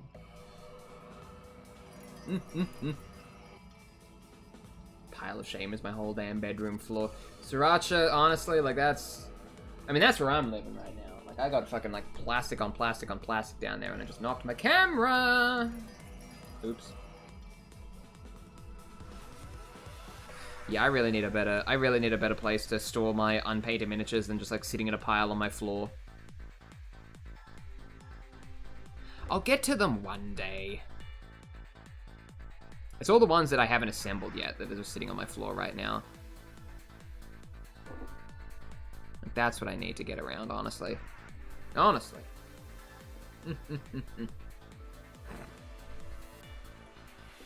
Orcs are wars. That's exactly right, Theodosia.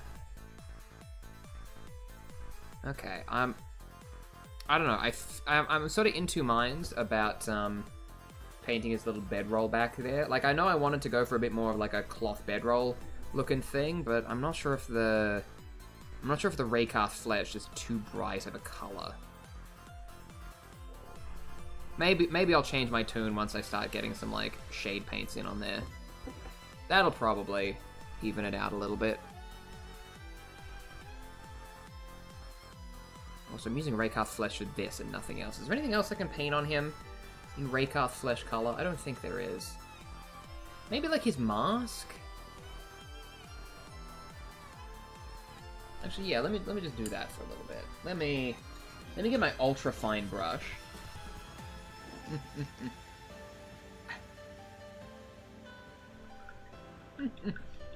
I have like 3 shelves of unpainted models just watching over me.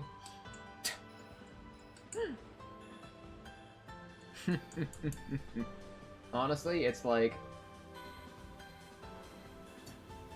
I currently keep all of my unpainted models in like a small box on my shelf somewhere. Just so I don't have to feel them like staring at me and judging me. Because that's always my biggest thing. Like, I feel like if I keep my unpainted models with all of my, like, painted models, or even, like, my half-painted models that I have in there as well, I feel like, I feel like they're gonna start judging me for not painting them. So, what do you mean you bought an entire box of, like, new orcs? You've got orcs to paint at home. I know. Have you tried any of the Warhammer 40k RPGs? Theodosia, I have not.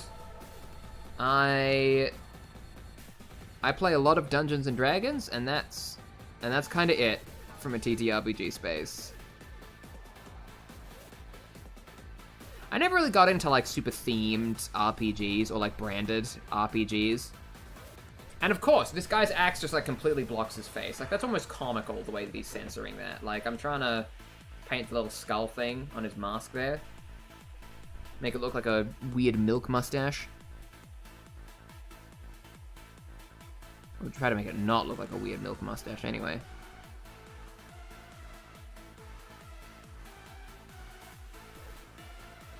Okay, I can already see I'm gonna need a couple of coats of this.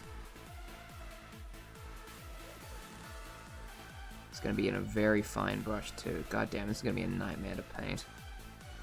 This is gonna be a nightmare, I can already tell. Their grey eyes will steal the color of your soul. That's why you gotta paint all of their eyes and nothing else.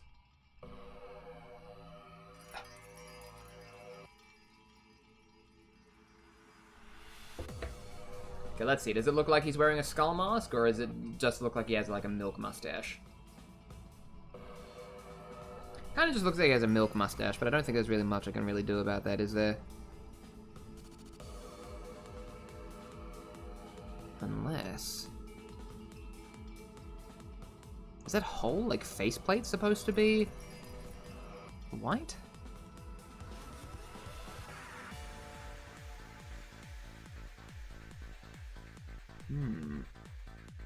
I think I might have to look up some reference images of how this guy's supposed to look. Because I remember him having sort of like a half skull mask in a lot of the production art. But I think, now that I think about it, it might have been like a full skull mask with like the whole like top of his forehead also being like skull colored as well. Oh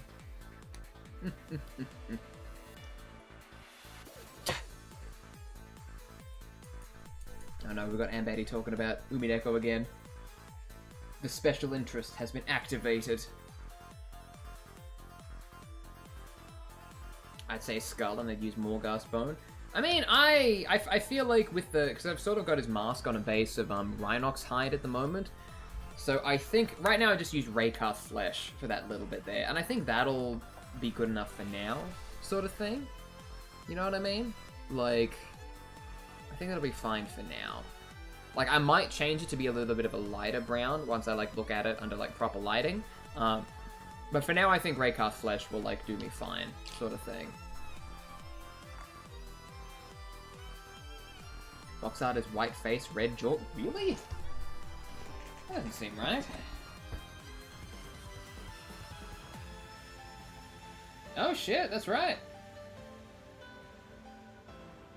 No, that's the Commando Rocket Boy. The Commando Boy that I'm painting, that I'm drawing now. The Commando Boy that I'm coloring in now. Okay, so it's just white. I absolutely can't see what that's gonna be, so I'm just not even gonna try. Wait, wrong orc. It's okay. We made the same judgment at the same time. Okay, so I'll just paint the rest of his fucking face in then. Why not? Oh, well, the paint's dried, because of course it has. I'll do it another time then. Okay, let's see. What am I gonna do? There's a Rocket Boy. There can be. The Orc, like, I feel like a lot of the Kill Team sets, like, give you a lot of customization options. So, like, when it comes to the, Commandos, you can basically just build them all to be Commando Boys, but you can also give them Rocket Boys, Slasher Boys, there's some Sniper Boys you can do. I think you only have enough pieces to do one Rocket Boy, though. Like, I think that's the real big stipulation. You know what I mean?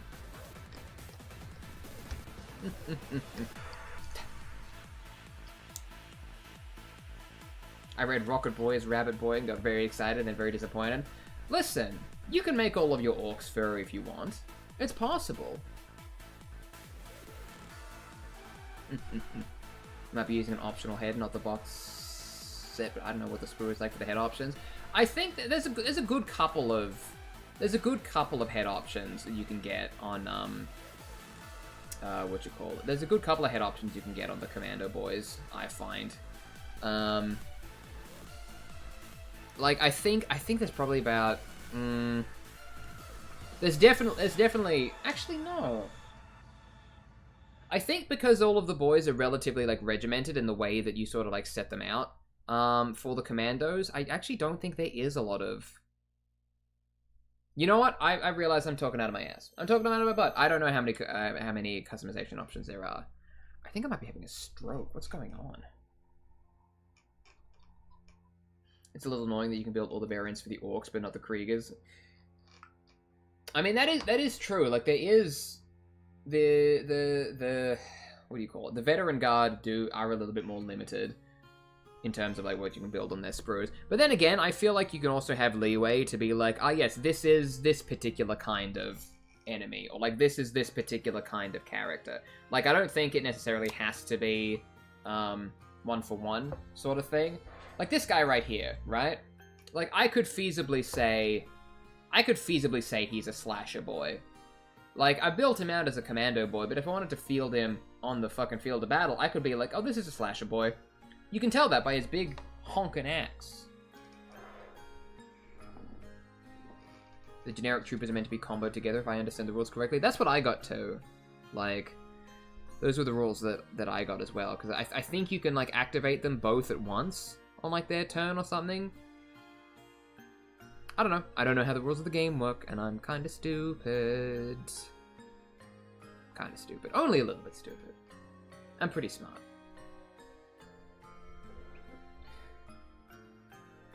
There. Let's see, what am I working on here? Okay, focus, yeah, because I just want to get these... So we can get these grenades all primed and painted in there. I want to make sure we get them around the back too, because there's a lot of space around the back of the grenades, or like at the head of the grenades that we haven't quite been able to get to. And there's always a lot of the angles when it comes to the orcs that I feel like I miss out on. Oh wow, that looks really thick on that shitty-ass webcam. That's what you see is what you get, Chopper Boy. Ugh, honestly. Just be able to field your... Just field your guys as whatever you want. That's what I think.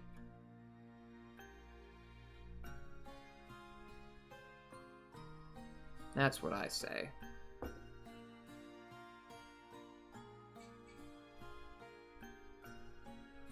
I think someone just dropped a package. I'll have to go and get that later. So only having one has made me a lot more restricted in what I can do. At least I got some cool flamethrowers with a headlamp. At least you have some options. Like, that's always what you want. At the end of the day. Ooh, we're gonna have a new named orc? Eventually. I like my little, like, orc lore videos that I do. They're a lot of fun. But in order for me to do them, I need to actually, like, finish the goddamn bottles. Guess we'll just go deliver to the door. My armor class Titan. Your armor class Titan arrived? Hell yeah. A few minor cracks. Can send photos to the Discord? Hell yes. We love seeing photos of what everyone is working on in our little community Discord server that I have. That's linked in my bio. That I should probably advertise more, but I just simply forget about it. Hello, Frank Patronella. What's poppin'? Welcome back. Okay, I think... It's got a lot of bullets that he needs painted, and, like, it's a very relaxing thing, because I'm literally just, like, dragging my brush down a whole bunch of, like, chain of cylinders, going like brrr, brrr, brrr. I guess that's the sound the gun makes, too. But there was something oddly relaxing about it. I kitbashed the Krieger medic helmet to remove the medic symbol and gave it to my flamer. Hell yes. I wanted to make sure that I had some medics with my, I wanted to make sure that I have some medics with my, veteran guard. Simply because, like... I don't know, I feel like it's good to have some support units, you know what I mean? Like, I feel like people who play this game would be a lot more likely to just put as many guns on things as possible, but I feel like giving yourself some support or giving yourself some healing, you know, is what you need to be strategic, you know what I mean? The what's poppin' always makes me giggle for no reason. Well, I'm glad that's the case, because that's one of my go-tos, you know what I mean? What's poppin'? How's it going? What's up? Wow, that was way more vicious than I intended it to be. Ooh. Medic with a flamer does not follow the Geneva Conventions. Listen. Nothing in the 41st millennium follows the Geneva Conventions, and I feel like that's kind of the point. Although I could be wrong.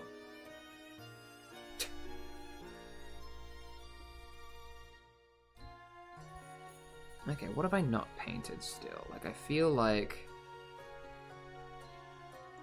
I got that lead belcher coat on his barrel, like, pretty bang on first time. Oh, actually, I might wanna... Should I make the ends, like, copper? Actually, yeah, I think I will. Where's my warp lock bronze?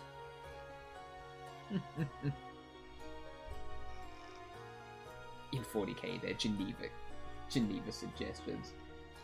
It's a classic bit, but I love it. Okay.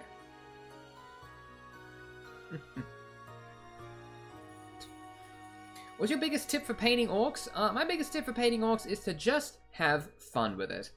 No, scratch that. My biggest tip for painting orcs is to check on the underside of their chins.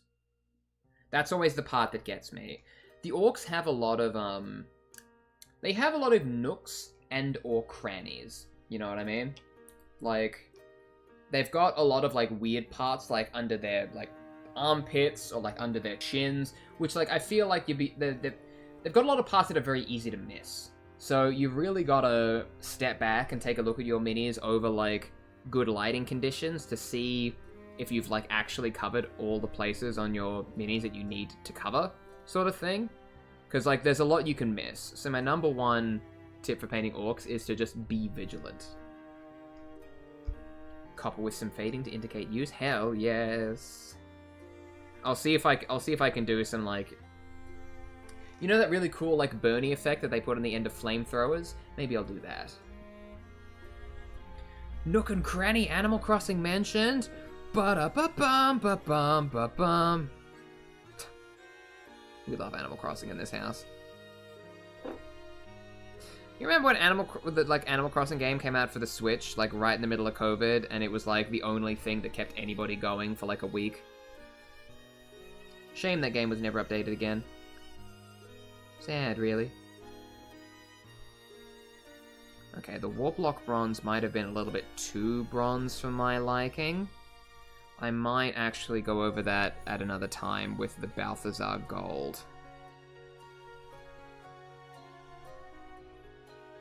Yeah. Although Warblock bronze is always a color that I'm always in two minds about it, because I put it down, and every time I put it down, I'm going like, oh, this sucks. This is absolutely not what I wanted. But then I sort of look at it later, and then I go like, you know what? That wasn't too bad. Warblock is very dark, and I always forget how dark it is. But sometimes that's what you want. Sometimes. Not all times. Do you think my DM will be okay with my character having a breakdown every time they get injured because they're a normal person who can't handle being stabbed? I mean, I thought the point of Dungeons & Dragons was to have a fantasy experience. You know, an experience that you cannot have in your real human life, you know what I mean? Like, you can have the sensation of being stabbed as a person. I feel like that's, you know, not far enough in the realm of fantasy.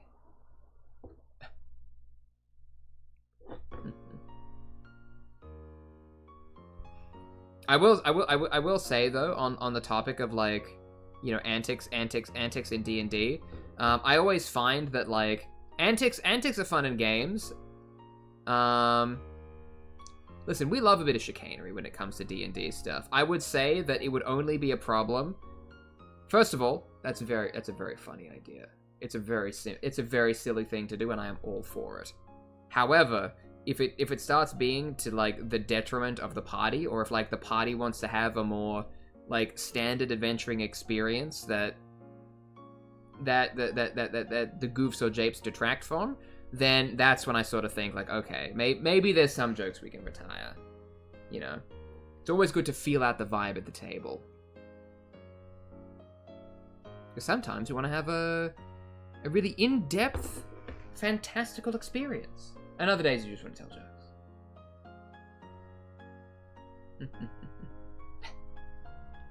Apparently Commando autocorrects to Mamadou. These are my Mamadou orcs. Mama orcs. Or maybe they're immune to pain IRL, so breaking down is the fantasy. And you know what? If that's the case, fuck, that's cool. I have so many D&D characters that I want to play, but no one I know can play D&D. That's why you have to start running the games. I'm sorry. That's just what you're going to have to do. The quickest and fastest way to get a game of Dungeons & Dragons off the ground and into rotation is to DM it yourself. I know that's unfortunate, and I know that's hard to do, but that's pretty much the way you gotta go. I actually love pain and covered it in my fans. We love pain in this house. We're all pain boys. That's a different thing in all culture, actually. I probably shouldn't say that. Okay. Alright, so I think got a good couple of layers here. Starting to get some shininess in some of the bullets. Are you a GM or a player? I am currently the Dungeon Master. I have been a player for many of my games. I've been a player for many of the D&D games that I've done in the past, but I've also probably been a DM for more of them. Like, I feel like, for me personally, I'm a little bit more comfortable as the DM than I am as the player, because I like, I like creating these narrative experiences for my friends, I like telling jokes and stories and everything like that. And yeah, so that's usually the role that I feel a little bit more comfortable in. That being said, I've always loved, like, any time I've been able to, like, have a chance to be a player at the table. And it also helps that I know all of the rules of Dungeons & Dragons like the back of my hand. Honestly, that's probably the biggest thing for me. Like, I tend to find that I do really well in the position of the DM because I know what all of the rules are. And so it means I can help people. And so it's like, I don't need to rules lawyer from behind the player's chair. Like, I can rules lawyer from the big chair, the DM chair. Would you consider streaming some of your games? I think that, see, for me, I think it's like, I think to play a game of D&D in a live environment or in a public environment is a very different thing than running a home game, if that makes sense. Because, like, if you're running a D&D game for a live audience, whether that be through Twitch, or whether it be through, like, a podcast, like edited shows that happen later, you sort of have to be thinking about that from day one, sort of thing.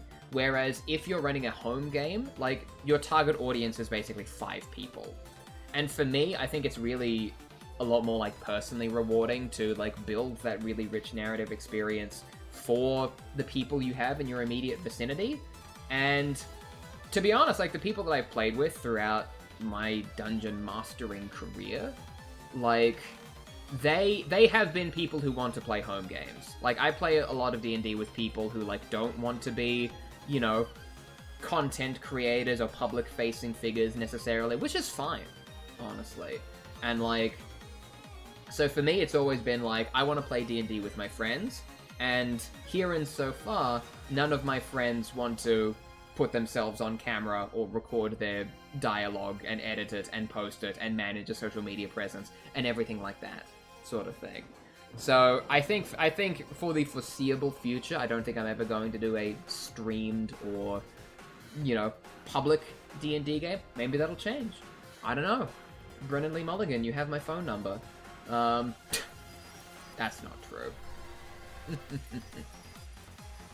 I kit-bash my commandos into abominations? Hell yes.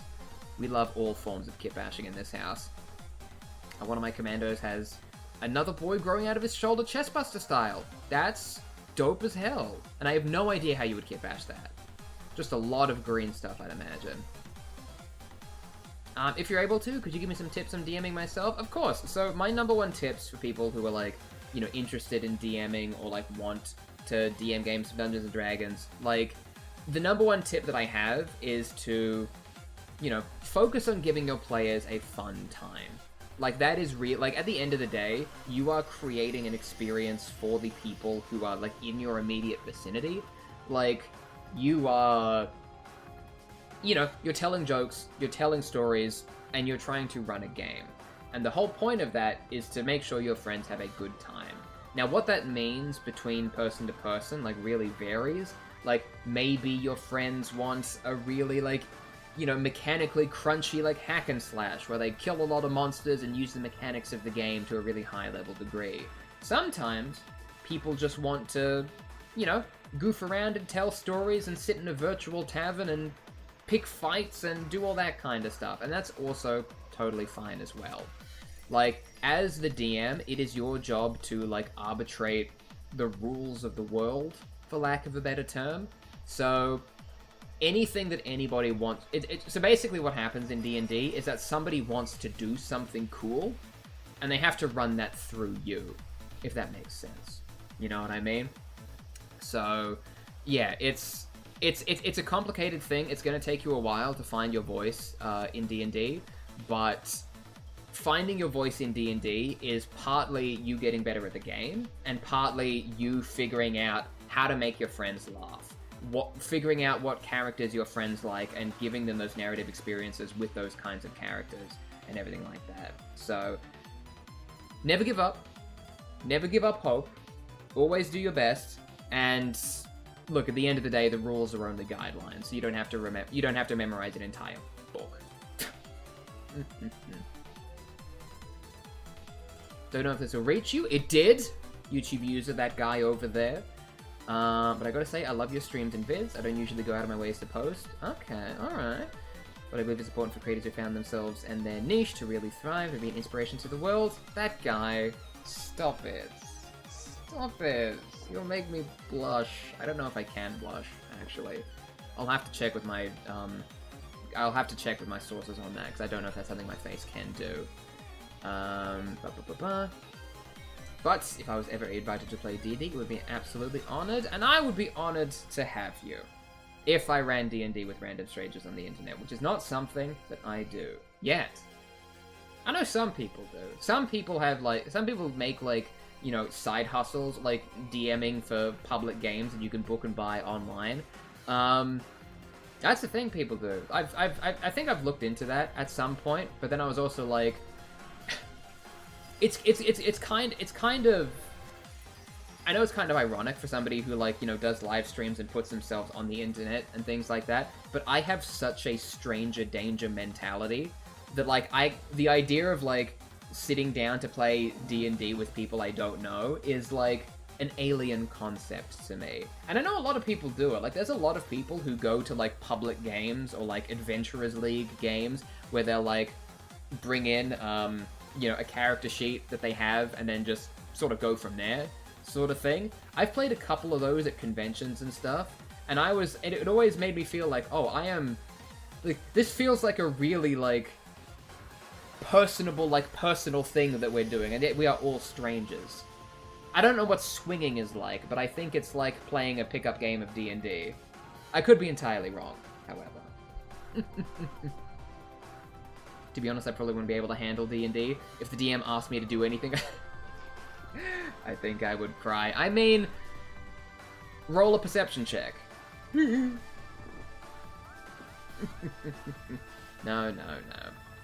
But yeah, and I think that's also the other big thing about D&D, is that at the end of the day, it is a fun game that you play with your friends. And that also means that, like, not everybody that I am friends with, I would play Dungeons & Dragons with. Like, I have some friendships where, like, the ways that we interact with each other and the ways that we communicate is a little bit different to the way that, you know, we would interact and communicate with at a D&D table. So I think it's a really, like, I think finding a good table dynamic, finding good people to play D&D with is almost half of the challenge. Like, first of all, finding a time that everyone can get around a table and, like, actually sit around and play the game is the first biggest challenge you'll come up with. But the next challenge will be finding people who, like, fit your play style. Like, you can play D&D games where you're just killing monsters and getting into fights, like, every 5 seconds. You can have these really rich narrative adventures that, like, you know, span years. Mostly because you can only find a time to book a session once a month, but still. Like, there's so many different kinds of experiences that you can have. People are interested in different things, and I feel like finding people who are interested in the same experience as you are is almost half of the battle, G.I. Joe style. But that's why DMing is perfect, bend those tiny mortals to your will. That is true. I mean, I know there's always the idea that, like, DMs are like these omnipotent control freaks who, like, want to control literally everything about a campaign and be like, "Mwahaha, you are all worms in my twisted maze of enjoyment." You have to remember, it is the dungeon master's job to lose. If you win as a dungeon master, you have lost as a dungeon master. Like, the whole point, your whole job is to, like, throw monsters at your best friends and make them fight them. Like, if you are killing your friends every session, that's not a good session. You're kind of a dick. I feel a constant state of dread whenever I go out in public, so I absolutely will not be able to manage D&D. But I mean, D&D is, like, if you're playing with people you love, people you trust, people you respect, you know, there are like some of that some of the more social sides of things can be like mitigated somewhat, I find. Again, it always comes down to like who you're playing with at the table, which is always like the biggest thing for me that you need to find. You know what I mean? Finding a long-term group is really tough and challenging. Yeah, honestly, like I really lucked out with my home group back in Australia because like we all worked at the same place and we basically played D&D with the people who managed the roster for our job. So like, we never got into a situation where, like, other people were busy or, like, we all couldn't meet once a week on a Monday. Because we had control over each other's schedules. Like, we literally didn't book ourselves on the day that we were supposed to be playing the game because we wanted to play the game. Which is the biggest luxury that very few people will know. I do a monthly in-person session, a weekly online session, and a quarterly online session. That's just, like, juggling a whole bunch of games, man. Respects.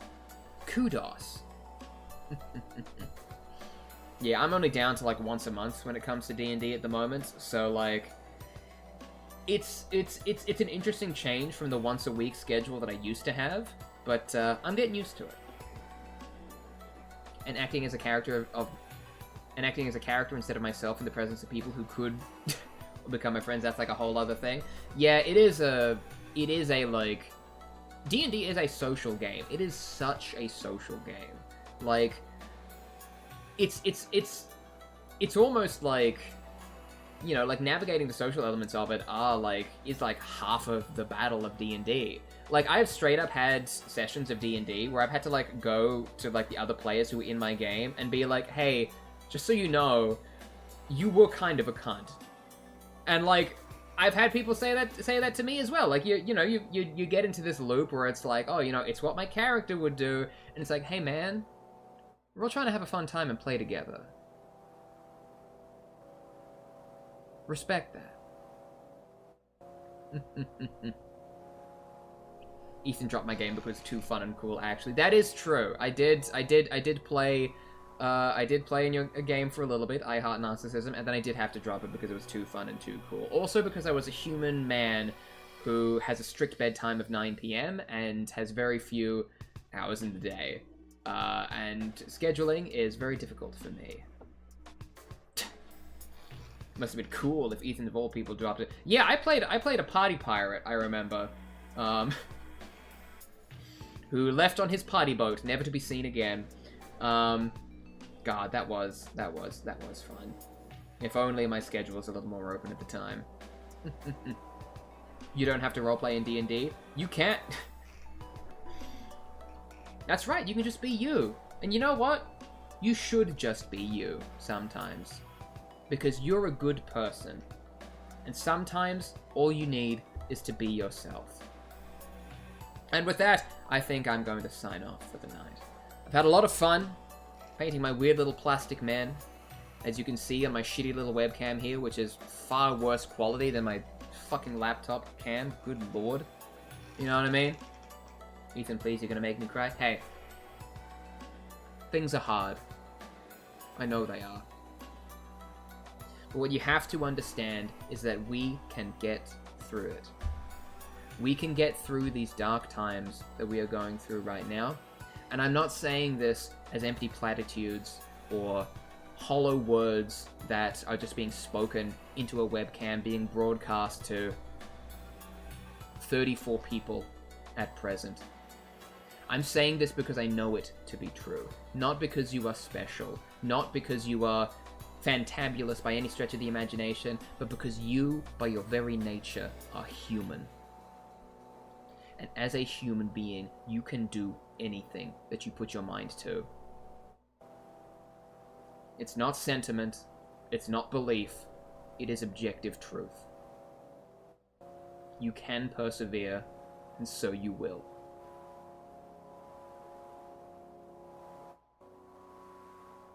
Good night, America.